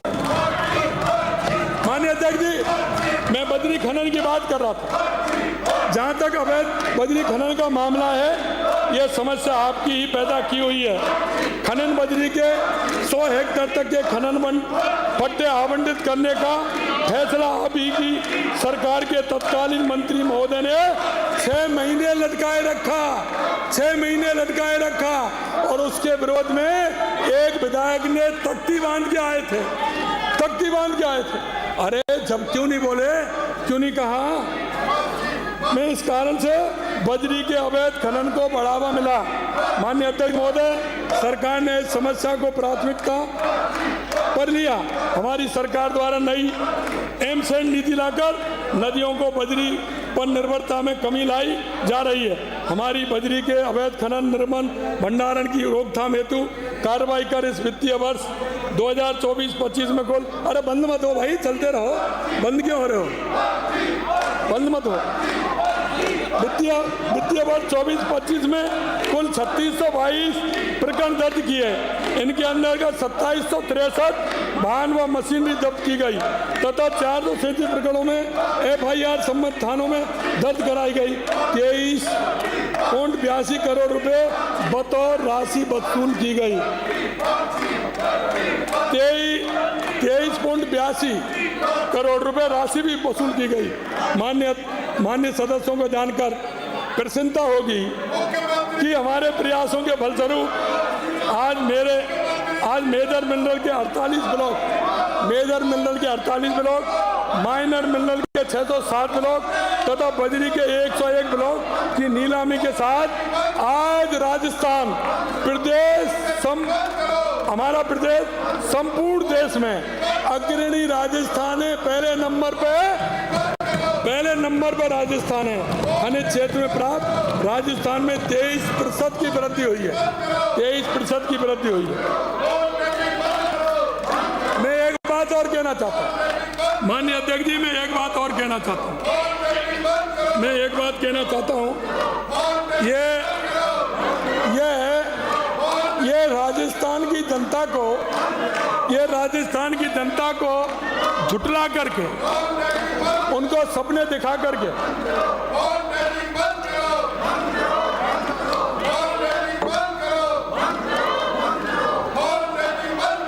माननीय अध्यक्ष जी, मैं एक बात कहना, कुछ विपक्षी सदस्यों द्वारा जिले एवं संभाग के पुनर्गठन के विषय में सदन की कार्रवाई में व्यवधान डाला। उन्होंने जनता के सामने अपने अंतिम वर्ष में झुंझुनू के रूप में बिना गुण अवगुण के आधार पर जल्दबाजी में नए जिले एवं संभाग बनाए। मैं विपक्षी सदस्यों से पूछना चाहूँगा कि 3 जिले तो आपकी मूल रिपोर्ट में भी नहीं थे, लास्ट के 3 देखे ना, ये तो उनकी मूल रिपोर्ट में ही नहीं थे, लेकिन फिर भी बना दिया। फिर भी आपने आचार संहिता लगने से ठीक पहले चुनावी राजनीति के तहत की तो इनकी घोषणा की। आपने गुटबाजी और चहेतों को खुश करने के लिए गांव को नगर पालिका और नगर पालिका को रातों रात जिला बना दिया। यदि आपने बगरू से आने वाले माननीय सदस्य की बातें ध्यान से सुनी होती तो आपको ये मुद्दा उठाने की जरूरत नहीं पड़ती। हमारे बगरू से आने वाले माननीय सदस्य ने इस विषय की स्पष्टता की, लेकिन आपकी समझ में नहीं आया। माननीय सदस्यों को याद होगा कि वर्ष 1956 में प्रदेश में 26 जिले होते थे। माननीय अध्यक्ष जी, मैं आपको कहना चाहता हूं और इनको आईना भी दिखाना चाहता हूं, और इसको राजस्थान की 8 करोड़ जनता भी देख रही है। मैं आईना दिखाना चाहता हूं। 26 जिले होते थे। 67 वर्षों में मात्र 7 नए जिले का गठन किया गया, जिसमें से भी केवल 1 जिला कांग्रेस की सरकार थी जब 1 जिला बना था, बाकी जिले हमने बनाने का काम किया। 67 साल में 1 जिला कांग्रेस ने बनाया, बाकी जिले हमने बनाने का काम किया। मैं आपसे इतना कहना चाहता हूं, लेकिन नए जिलों का गठन किया जिसमें से भी केवल 1 जिला आपने गठित किया। पहले 4 साल की नींद से जागते। एक बात बताऊं अध्यक्ष जी, अगर इनको जिला और संभाग बनाना था तो ये जब सरकार आई जब भी उसको बनाते, सरकार आई जब भी बना सकते थे। लेकिन इन्होंने क्या देखा, आचार संहिता लगने से थोड़े दिन पूर्व इन्होंने एक साथ 17 जिले बना दिए। 17 जिले बनाने का बोर्ड की राजनीति से प्रेरित होकर निर्णय किया। आपकी अदूरदर्शिता के चलते जहां आपने जिले बनाए वहां जनता ने आपको रास्ता बता दिया, आपको नकार दिया। 2 जीते आपको नकार दिया। जहां भी जिले बनाए जनता ने जवाब ठूस के दिया कि चलिए, ये बोर्ड की राजनीति करते करते इतने दिन हो गए, अभी बाज नहीं आ रहे। जनता ने चुनावों में कहा बाज नहीं आए। आप कब तक जनता को बहकाओगे? माननीय अध्यक्ष महोदय, मैं सदन को अवगत कराना चाहूँगा कि हमारी सरकार ने विभिन्न पैरामीटर्स के आधार पर, रैशनैलिटी के आधार पर, ऑब्जेक्टिविटी के आधार पर परीक्षित कर जिला संभागों का पुनर्गठन किया गया। हमने जिन नॉर्म्स के आधार पर निर्णय लिया उसमें माननीय सदस्यों को मैं अवगत कराना चाहता हूँ, क्योंकि हम नियम बना के काम करते हैं। हम ऐसे ही काम थोड़ी करते हैं। हम राजस्थान की जनता का हित देखते हैं, जिले का हित देखते हैं, आपकी तरह नहीं। इनको तो ये कह दो कि इनको अगर जनता ये कह दे कि हमको चंद्रमा पर प्लॉट चाहिए, हम आपको वोट दे देंगे। माननीय अध्यक्ष जी, मैं आपके माध्यम से कहना चाहता हूँ, ये उनको ये भी स्तुत कर देंगे कि हाँ, हमको हमारी ये भी हाँ कर देंगे, हम चंद्रमा पर आपको प्लॉट दे देंगे। कांग्रेस इसमें भी नहीं चूकेगी, कांग्रेस इसमें भी नहीं चुकेगी कि चंद्रमा में प्लॉट देने की भी हाँ कर देंगे। हमने जनसंख्या मरु क्षेत्र के लिए 6 लाख, जनजाति क्षेत्र के लिए 4 लाख, अन्य क्षेत्रों के लिए 9.5 लाख, क्षेत्रफल राष्ट्रीय औसत 4242 स्क्वायर किलोमीटर अथवा जनसंख्या घनत्व एनसीआर जैसी विशेष परिस्थिति। तहसीलों की संख्या मरु क्षेत्र के लिए 4, जनजाति क्षेत्र के लिए 4, अन्य क्षेत्रों के लिए 6। अरे इन्होंने कुछ बनाया क्या? एक विधानसभा, एक पंचायत को जिला बना दिया माननीय अध्यक्ष जी। अरे ये क्या स्थिति है? कोई पोपाबाई का राज है क्या? आप कहेंगे वही हो जाएगा, ऐसा नहीं चलेगा। ये राजस्थान की जनता सब जानती है, राज चलेगा तो कानून से चलेगा, नियम से चलेगा। यदि गत सरकार ने भी तार्किक नॉर्म्स के आधार पर निर्णय किया होता तो अध्यक्ष महोदय, आवश्यकता ही नहीं। अध्यक्ष महोदय, मैं प्रस्ताव करता हूं सदन का समय आज की कार्य समिति पूरी होने तक के लिए बढ़ाया जाए।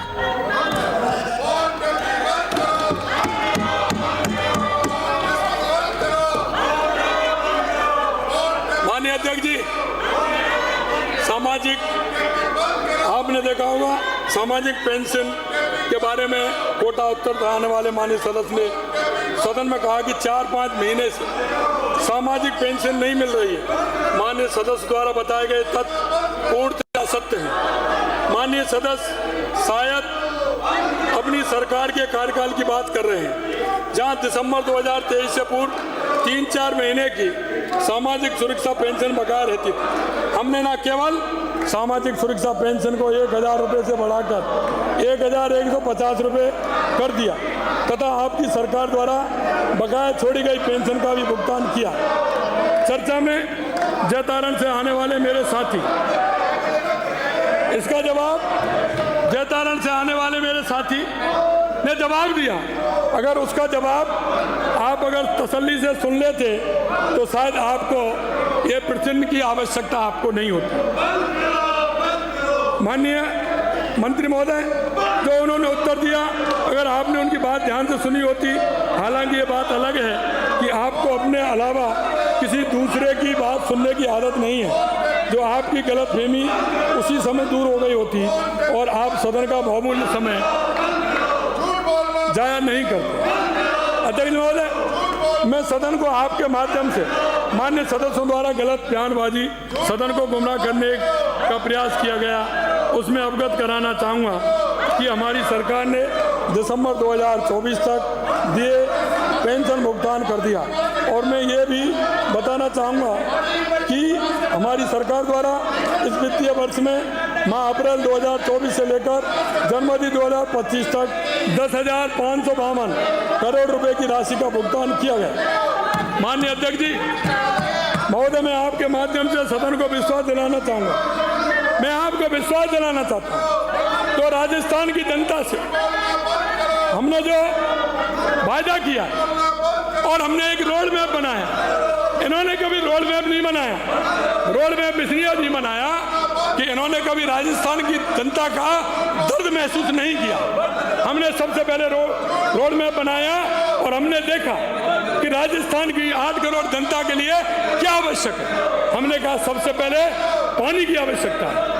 मैं माननीय अध्यक्ष महोदय, मैं आपके माध्यम से राजस्थान की 8 करोड़ जनता को कहना चाहता हूँ, हमने पहला मिशन पानी का लिया, चाहे हमारी ERCP की योजना हो, रामजल सेतु योजना हमारी, चाहे हमारी यमुना समझौता हो, या हमारा इंदिरा गांधी नहर में हनुमानगढ़ गंगानगर से लेकर के बीकानेर और बीकानेर से लेकर के नागौर, फलौदी, जैसलमेर, बाड़मेर तक की हमारी योजना हो, उसको हमने पैसा भी हमने मंजूर किया और उसमें पानी बढ़ाने का काम भी हमारी सरकार ने किया। चाहे हमारी देवास स्कीम हो, जिसका पानी आधा अरब सागर की तरफ जाता था, वहाँ टनल बना करके एनीकट के माध्यम से वो राजस्थान को हमारा पानी मिले। चाहे हमारी माही डैम योजना हो, चाहे हमारी ब्राह्मणी की योजना हो, हमने पूरे राजस्थान को देखते हुए हमने पानी की योजना सबसे पहले बनाई। दूसरा हमारा था कि हम राजस्थान बिजली की व्यवस्था हमारी कैसे हो, हमने बिजली की व्यवस्था की। आते ही हमने 2,24,000 करोड़ रुपए का दोनों योजना हमने दोनों योजना में 2,24,00,000 करोड़ का MOU किया और उसके माध्यम से हम कह सकते हैं और किसान से हमने वादा किया कि हम 2027 तक किसान को दिन में बिजली देंगे, उद्योग को बिजली देंगे और उपभोक्ता को बिजली देंगे। और मैं इसलिए मैं कहना चाहता हूँ माननीय अध्यक्ष महोदय कि हम राजस्थान की जनता की जो हमसे आशा और उम्मीद थी हम 2027 तक किसान को आपूर्ति करेंगे। आपके माध्यम से मुझे भी कहना चाहता हूँ तीसरा हमारा विषय था कि राजस्थान के युवाओं को हम रोजगार दे सकते, हम राजस्थान में उद्योग कैसे स्थापित कर सकते। हमने कहा सरकारी तौर पर हमने पहले दिन कहा कि हमारी सरकार आते ही हम 5 साल में 4 लाख नौकरियां देंगे। आपके सामने 60,000 के लगभग हमें नौकरी दे दी है। 1,72,000 नौकरियां की वैकेंसी हैं और हमने 81,000 नौकरियां उनमें से घोषित भी कर दी हैं। पहली बार कैलेंडर बना होगा मेरे युवा भाई बहनों को कि उस दिन आपको विज्ञप्ति निकलेगी, उस दिन आपको पेपर देना है, उस दिन आपका रिजल्ट आएगा और उस दिन आपको नियुक्ति पत्र मिलेगा। शायद राजस्थान में पहली बार उन युवाओं के लिए हुआ। यही नहीं माननीय अध्यक्ष जी, मैं आपके माध्यम से कहना चाहता हूँ हमारा देश के यशस्वी प्रधानमंत्री नरेंद्र मोदी जी के नेतृत्व में चाहे हमारी RCP योजना हो, जमुना जल समझौता हो, चाहे हमारी बिजली की योजना हो और चाहे हमारे राइजिंग राजस्थान की योजना हो, देश के यशस्वी प्रधानमंत्री नरेंद्र मोदी जी के नेतृत्व में ये हमारी डबल इंजन की सरकार है। ये डबल इंजन की सरकार है, ये रुकने वाली नहीं है। और मैं एक बात कहता हूँ, ये डबल इंजन की सरकार है, इसके आगे जो आएगा वो टकराएगा और वो टकराएगा उसका परिणाम क्या होगा ये भी जानते हैं। डबल इंजन की सरकार है, ये डबल इंजन की सरकार है। और इसलिए मैं कहना चाहता हूँ, आपके माध्यम से कहना चाहता हूँ माननीय अध्यक्ष जी कि हमने राइजिंग राजस्थान के 35 लाख करोड़ के MOU है। हमने कहा है कि 6 लाख नौकरियां हम युवाओं को देंगे। हमने नीतियां बनाते हुए हम इस काम को हमने आगे बढ़ाया है और आपके माध्यम से हम कहना चाहते हैं कि हम इनके किसी भी उसमें आने वाले नहीं है। निश्चित रूप से जो संकल्प पत्र के साथ राजस्थान की जनता को हमने वायदा किया है, हम राजस्थान की जनता को हम विश्वास दिलाते हैं कि हम पूरे संकल्प पत्र को पूरा करेंगे, संकल्प पत्र को पूरा करेंगे। और अभी मैं कहना चाहता हूँ हमने अब 1 साल हुआ है और 1 साल के अंदर जो हमने संकल्प पत्र में वायदे किए थे वो 50 से 55% तक हमने हमारी सरकार ने पूरा करने का काम देश के यशस्वी प्रधानमंत्री नरेंद्र मोदी जी के नेतृत्व में किया है। मैं आपसे यही कहना चाहता हूँ, हमारे राजस्थान की 8 करोड़ जनता देश के यशस्वी प्रधानमंत्री नरेंद्र मोदी जी के नेतृत्व में आगे हमारा राजस्थान बढ़ रहा है। और जो राजस्थान की जनता को हमने कहा है निश्चित रूप से हम उसमें आगे बढ़ेंगे। एक बात और मैं कहना चाहता हूँ, कुछ पेपर और लेके आया हूँ। वैसे तो मेरे पास बहुत कुछ है, अभी बहुत कुछ है माननीय अध्यक्ष जी, बहुत कुछ है मेरे पास, लेकिन मैं कहना चाहता हूँ कि मैं यही कह रहा था जैसे ही जैसे आएगा मेरा वॉल्यूम बढ़ता जाएगा और अब मेरा वॉल्यूम बढ़ता ही जा रहा है। मन तो ये कर रहा है मैं इसको पढ़ूं, मन तो कर रहा है, लेकिन आपका सारा है। मैं आपको कहना चाहता हूँ हमें और अंतर देख लीजिए, 1 साल का है, ज़्यादा नहीं दे रहा। 2 साल बाद तो बहुत अंतर बढ़ेगा, 3 साल बाद उससे ज़्यादा बढ़ेगा, 4 साल बाद उससे ज़्यादा बढ़ेगा, लेकिन 1 साल का अंतर बता रहा हूँ। और वो अंतर सुन लीजिए, वो अंतर सुन लीजिए।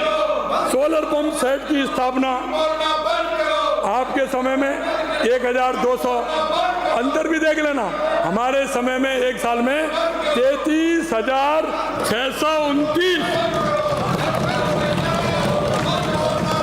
बिजली उत्पादन क्षमता में 540 मेगावाट इनके समय में, हमारे में 2,171 गेहूं की खरीद। ये किसान की बात करते हैं, शर्म नहीं आती किसान की बात करते समय? ये किसान की बात करते हैं। 4 लाख मेट्रिक टन गेहूं की खरीद, 4 लाख मेट्रिक टन हमने किया है। 12 lakh metric tonne, 12 lakh metric tonne हमने 12 लाख मेट्रिक टन की है।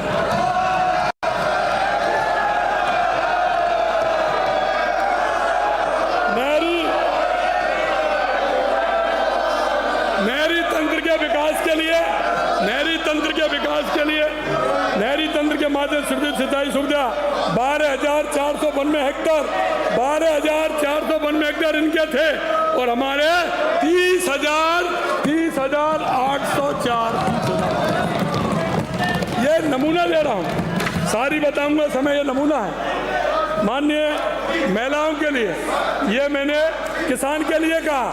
हम हमारे देश के यशस्वी प्रधानमंत्री नरेंद्र मोदी जी कहते हैं अगर इन 4 का विकास होगा तो हमारे प्रदेश का विकास होगा, हमारे देश का विकास होगा।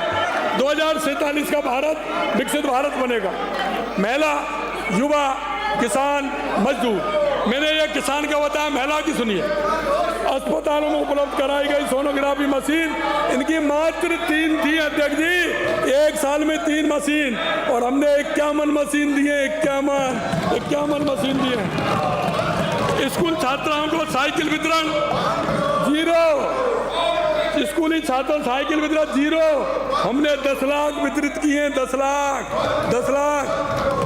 गार्ड की पुरस्कार से लाभान्वित बालिकाएं इनकी थी 67,554, हमारी है 92,086। प्रधानमंत्री मातृ वंदना योजना में दी गई सहायता राशि 39 करोड़ रुपए, 39, इनकी 39 करोड़ रुपए, हमारी 188 करोड़ रुपए, 188 करोड़ रुपए। युवा, जिन युवाओं की सपने इन्होंने कुचले थे उनकी मैं कहना चाहता हूँ, राजकीय महाविद्यालयों के भवन निर्माण इन्होंने 21 किए, हमने 113 किए। विद्यार्थियों को टैबलेट वितरण 0, विद्यार्थियों को टैबलेट वितरण 0, हमने 88,800 किए थे। अनुसूचित जाति जनजाति उत्तर मैट्रिक छात्रवृत्ति से लाभान्वित 16,529, और इन्होंने किए 16,529, हमने किए 85,572। गरीब विभिन्न परियोजना में लाभ निर्माण श्रमिक 2 लाख, हमारे 4 लाख। प्रधानमंत्री आवास शहरी के लाभार्थी 7,456, हमारे हैं 86,215। प्रधानमंत्री आवास ग्रामीण के तहत नवीन स्वीकृतियां, देखिए आवास देश के यशस्वी प्रधानमंत्री नरेंद्र मोदी जी देते हैं, लेकिन इनकी आदत देखिए मानिए।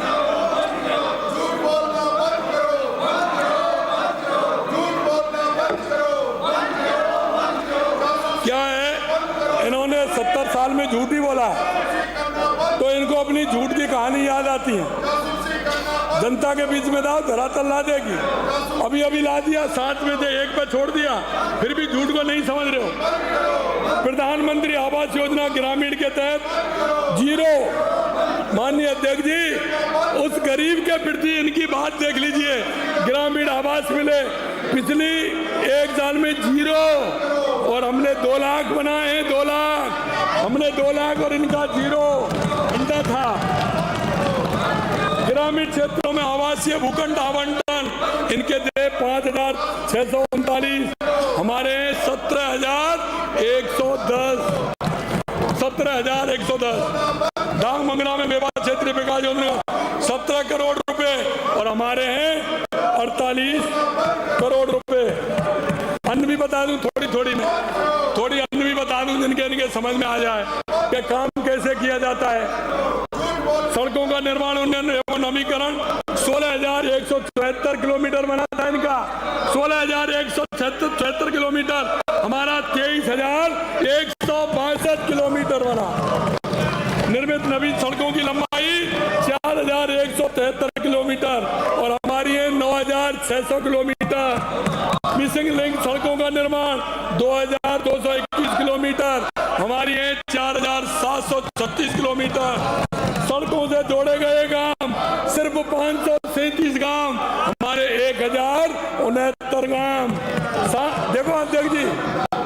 अध्यक्ष जी, मैं आपके माध्यम से कहना चाहता हूं, राजस्थान की जनता को सांसद और विधायक निधि की एक आस होती है। हमारे ग्रामीण क्षेत्र में सरपंच, उनको भी आस होती है कि उनका काम हो, लेकिन मैं सांसद क्षेत्रीय विकास योजना का व्यय भी बताना चाहता हूं। 86 करोड़ रुपए इनके समय का, और हमारा 141 करोड़ रुपए, 141 करोड़। विधायक स्थानीय क्षेत्र विकास योजना इनका 575 करोड़ रुपए, और हमारा 1007 करोड़ रुपए, 1007। माननीय अध्यक्ष जी, मैं आपके माध्यम से मैं यही कहना चाहता हूं, आपके माध्यम से मैं यही कहना चाहता हूं, माननीय अध्यक्ष महोदय, आपके माध्यम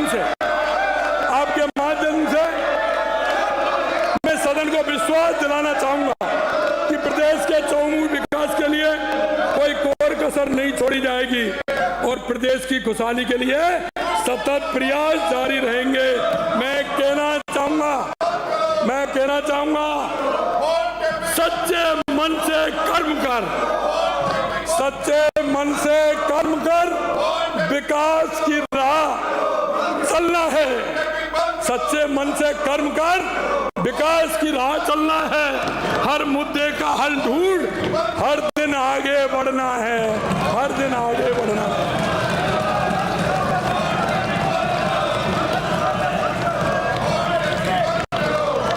पल पल बढ़े आगे प्रदेश हमारा, पल पल आगे बढ़े प्रदेश हमारा।